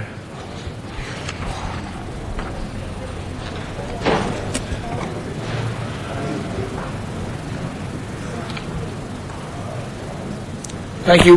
Good afternoon, Arnold Sachs. There was a lot of verbose discussion this morning regarding a lot of bills, a lot of steps to be taken. We need to do this. We need to have a plan in place. We need to have security. We need to have safety. We need to have tracking. We need to have everything done. I didn't hear anybody say, how are you going to pay for it? Now, we know from experience with Marcy's Law, that was the law that was passed by the state legislation requiring the monitors on the offenders on their leg, but they didn't pass any money, or they didn't account for any money to oversee the control. So we've heard discussions in the budget. I know if you leave something in a program or if you give something in a program, this is like open and transparent, but if you leave something or you give something, you have to find an equal cut for another program. So with all the discussion that occurred today, all the 2 hours of presentations, all the great ideas, not one word was said on how it was going to be paid. We have a minute for Mr. Walsh and a minute for Mr. Spindler. John Walsh, Hollywood Highlands, HAGHLANDS.org, 100,000 successful server requests a month. 100% in favor of this bill, instant criminal background checks. We wanted fixed gun checks, backing the city's position on the Act of 2011. It's very important. You know, the gangs are getting around this gun. I hope the latest trend in gangs is stomping people to death. Yesterday they tried to kill a Jewish man in the Nazis, the neo-Nazis. They tried to stomp him to death in Orange County. Brian Stowe was stomped to death. Incidentally, that could have been a gang initiation also, besides gay, because now the gangs have changed their rules. You'll only find that now. It's just not a drive-by killing. You can be brought into a gang through stomping someone to death. If you want to know what's really happening on the street, come to HollywoodHighlands.org. Our next speaker is Wayne Spindler in the Van Nuys City Hall chambers. Another piece of crap. I'm sure the NRA, card-carrying member, would not approve of this because how do you pay for it? And the answer is you'll have to have fees. And then what's the best way to buy a firearm? To go to Janice Hahn's favorite state, Arizona, who just today passed a law allowing concealed carry almost everywhere in the state. How about Dodger Stadium that night? What if a citizen, and there were many, had seen that attack and had a carried concealed weapon permit? What do you think would have happened? The guy wouldn't be laying in the hospital with his head crushed in because you would have been able to get a citizen to stop that thug. But you don't want to allow people who are law-abiding citizens to carry legally and conceal legally to self-defend and defend others. This is just another assault on the right of the people to defend themselves and other people. Vote no. Mr. Koretz. Thank you, Mr. President. I rise in support of Senator Chuck Schumer's bill S-436, the Fixed Gun Checks Act of 2011. And this important bill corrects significant flaws in the current gun check system, which now misses literally millions of records due to lax reporting by states and in some cases federal agencies. Just two high-profile examples: Tucson shooter Jared Lautner, Virginia Tech shooter Sung Hoi Cho were not reported to the NICS database, despite the fact that Lautner was rejected by the Army for habitual drug use, and Hoi Cho was prohibited from owning a gun because of mental illness. When enacted, the Fixed Gun Checks Act will toughen penalties on states that don't comply with the reporting requirements. I've been working with New York City Mayor Chuck Schumer, Michael Bloomberg, who has urged Los Angeles to join New York in this effort, and Mayor Bloomberg, who is the co-chair of the Mayors Against Illegal Guns, a partnership of over 550 mayors from 550 U.S. cities, has asked me to share this statement with you. Every day, 34 people in the United States are murdered with guns. That's more than 3,000 people killed since the Tucson shooting. If we're going to prevent the next mass shooting, we need to fix the gaps in our national gun background check system that allows criminals, drug abusers, and the mentally ill to pass background checks and obtain guns. On behalf of all the members of our coalition, I thank the LA City Council for your leadership in introducing the resolution calling on Congress to take action to fix the national gun background check system. Thank you, and I ask for an aye vote. Thank you. Let's go ahead and prepare the roll on this item and tabulate the vote. 12 ayes. That is approved. Next order of business, please. Mr. President, Council. If that could go forthwith. Sure, we'll send that forthwith. Next order of business, please. Council has motions for posting and referral. Those are posted and referred.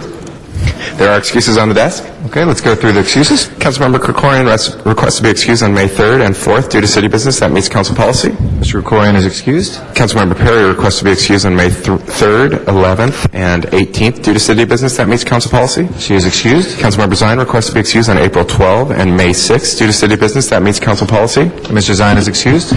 And Councilmember Weezer requests to be excused on May 10 due to city business. That meets council policy. That excuse is granted as well. Mr. President, the desk is clear. Okay, any announcements, colleagues? Mr. Labange. I know Mr. Reyes, yourself, Mr. Weezer, Ciclavia, where streets will be closed for cycling, for walking, for running, starting in the East Hollywood area, connecting to Boyle Heights, or starting in Boyle Heights and connecting to Hollywood. You could go both ways and enjoy a bike ride through the city from 10 a.m. to 3. And Mr. Reyes, I know you're a champion of this. Yeah. Mr. Reyes, go ahead. I'd like to chime in and thank you, Councilor Labange, for bringing this up. This is one of those opportunities, colleagues, where we can start literally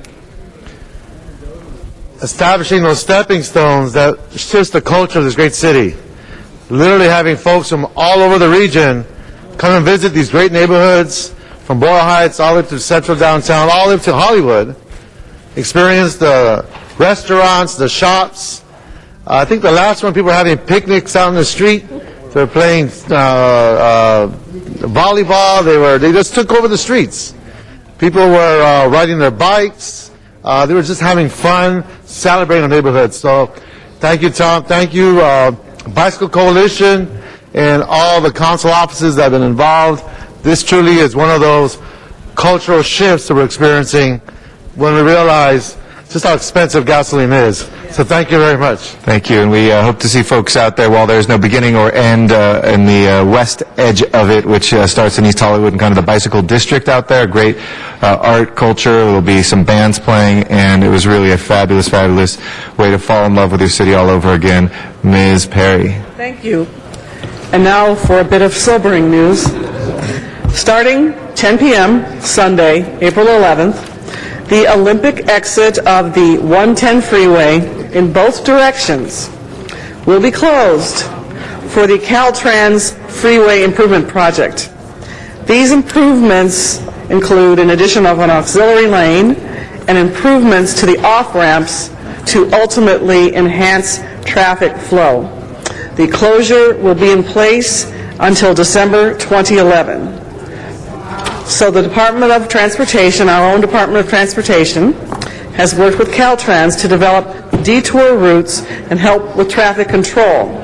To get real-time traffic updates and learn about detours, please go to trafficinfo.lacity.org to plan ahead and to allow yourself extra time and to familiarize yourself with detour routes. Yes, Mr. Labange? Right?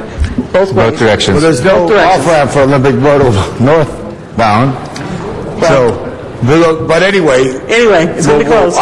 Yeah. Got it. Thank you. Mr. Parks. Thank you very much. I just want to publicly thank several of our city departments, Public Works, Department of Transportation, and also dealing with recently this morning we had a ribbon cutting where they opened up with the Baldwin Hills Conservancy an area that beautified the opening of Janhan. Just, I want you to listen to this. We opened up and beautified the opening of Kinihan Park on La Brea today with a joint effort of the Conservancy, city employees, and County Parks and Recreation. So we're now at Don Lorenzo and La Brea. There's a very nice branded opening area, and that they also made it with the watershed a waterfall and a flow of water to preserve the water. So when you go down La Brea, you'll be able to see something that beautifies Kinihan Park. May I just say something? Thank you for making me listen, Mr. Parks. And I love hearing that, but of course that was one of my dad's greatest dreams and visions. And, you know, vision is about seeing something that no one else sees, right? And that was an abandoned oil fields, and no one thought it could turn into what has now become one of the most beautiful, beautiful parks. People can walk there. There's lakes there, people could fish there, picnic there, people who are having their family reunions there on the weekends. It really turned out to be one of the most beautiful urban parklands. You know, people don't have to go to the mountains for the weekend if they want to get away from it all. The Kinihan Park is a place where you can really get away from it all and enjoy just some of the most beautiful park areas everywhere. So it's great that we're continuing to improve it, enhance it, expand it. That's great. Thank you for highlighting that today. And also the Conservancy is also linking some walking trails outside the park so that the community can use all that area going down La Brea. Very shortly we hope to have a walking trail from Houston Park to Jim Gilliam Park that allows that entire area to be a network of walking trails and parks. But I thought of you this morning when we were there, did the ribbon cutting, but if you get a chance, go by and look at it. It's a very beautiful opening on La Brea. I visit that park regularly. Thank you. Well, I just want to congratulate Mr. Parks on the parks that you do such a good job on, and also on the issue of the Kinihan State Park. That's the most important park, I think, in our future due to the population base. And I just want to give you a tip. The prettiest park of that park is Janice's Valley. Thank you. Janice's Green Valley. Thank you. My final announcement is just, again, to remind the community and also my colleagues that HR 1 community meeting dealing with federal budget cuts, Saturday, April the 9th, 11:30, Jesse Owen Park, 9651 South Western Avenue. That's Century and Western Avenue. And Congresswoman Maxine Waters will be hosting that community meeting. Thank you. Any other announcements, colleagues? Do we have any adjourning motions today? Okay, if I can ask everybody in council chambers to please rise for our adjourning motions.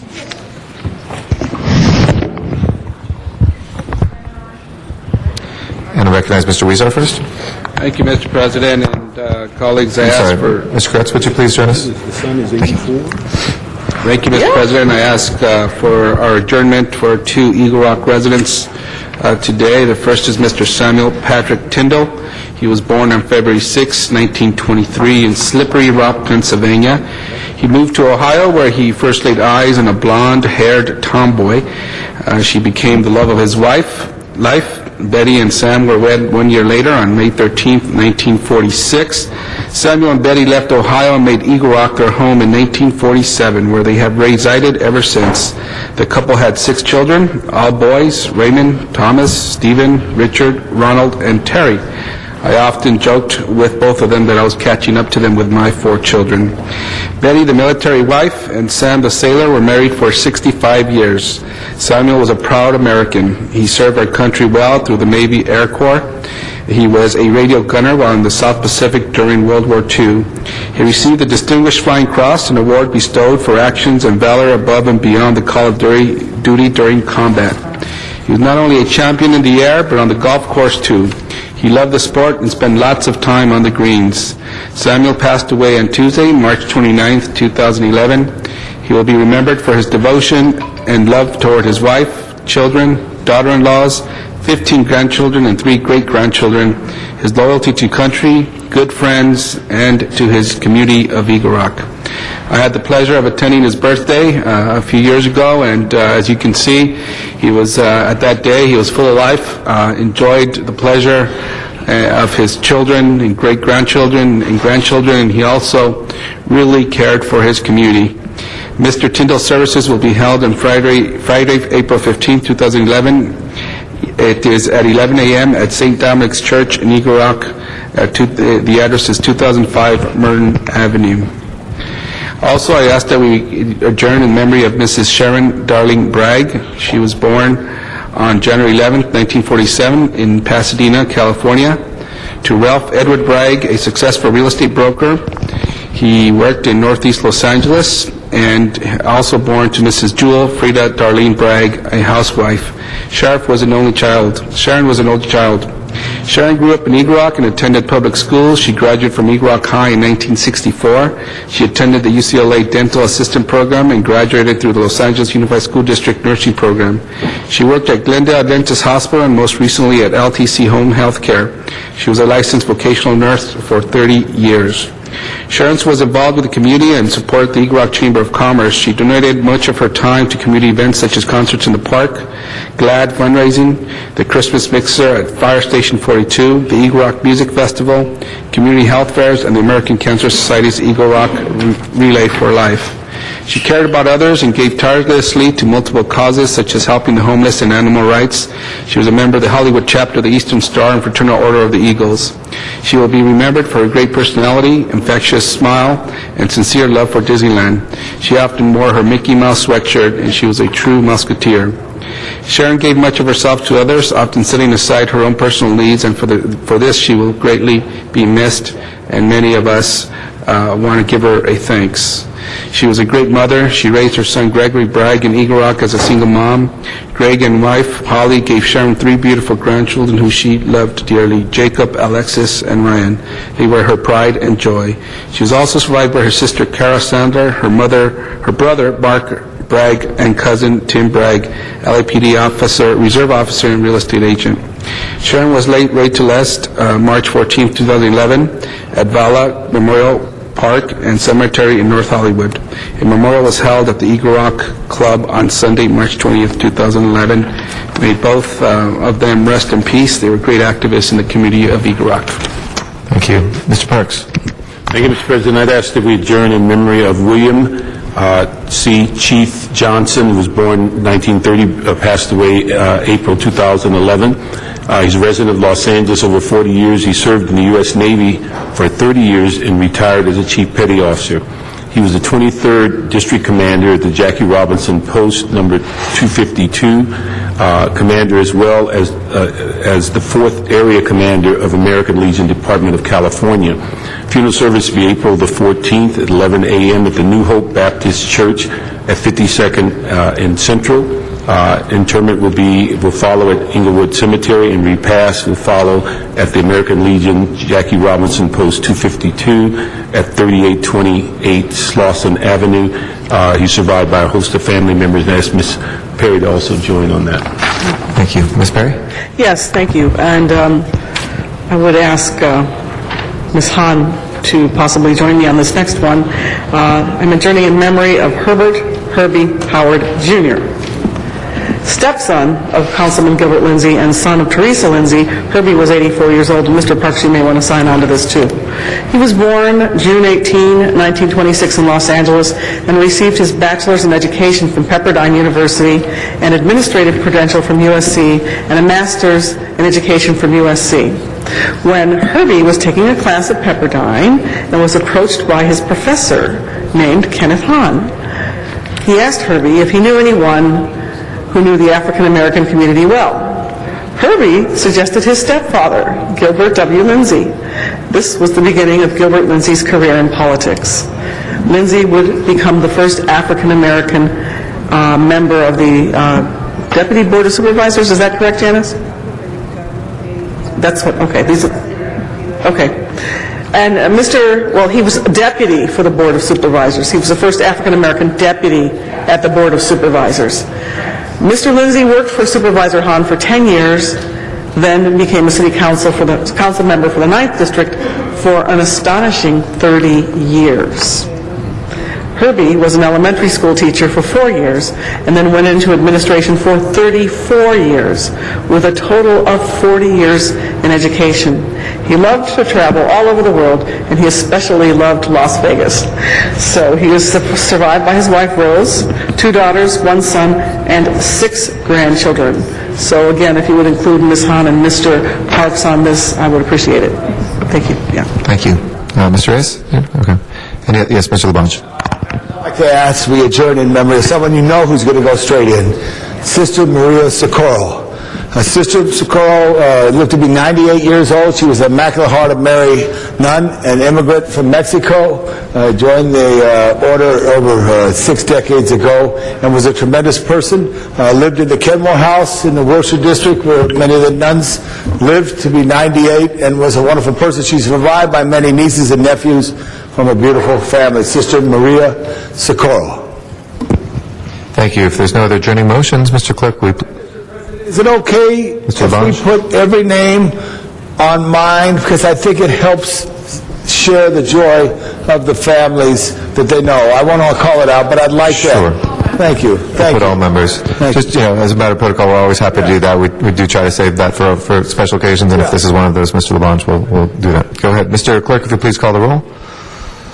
Oh, I'm sorry. Before we end the meeting, Mr. Rosendahl, did you want to? Just one comment, folks. I just hope the folks in Washington can find a way to work together so we don't have a government shutdown. It will directly impact many of us in our great city in many different ways, and I just hope that reason trumps any kind of other action that might go this way. So I hope they can work it out for the good of all of us in this great country. Thank you. Mr. Reyes? I just wanted to share with my colleagues that Frank McCourt and the Dodgers, together with the Chief of Police, today announced a very proactive, aggressive security plan. They have hired former Chief Bratton to do the on-site. Chief Beck is going to be creating a stronger presence within the stadium and throughout and around the neighborhoods. So I want to share that with my colleagues, and I want to thank you for your support on the reward. I believe it's at $100,000 now, and we need to bring back that sense of family, the sense of peace and enjoyment to our great venues in this great city, and we're going to do everything in our power to do that. So I thank you for your support. Thank you, Mr. Reyes. I just want to double thank Mr. Reyes for his leadership. Great job. Thank you, Mr. LaBonge. With that, Mr. Clerk, if you please call the roll. Our next meeting will be on Tuesday. That's April 12th, 2011. Have a very good and safe weekend. Hope to see a lot of folks out there for Ciclavia on Sunday. And this meeting of the Los Angeles City Council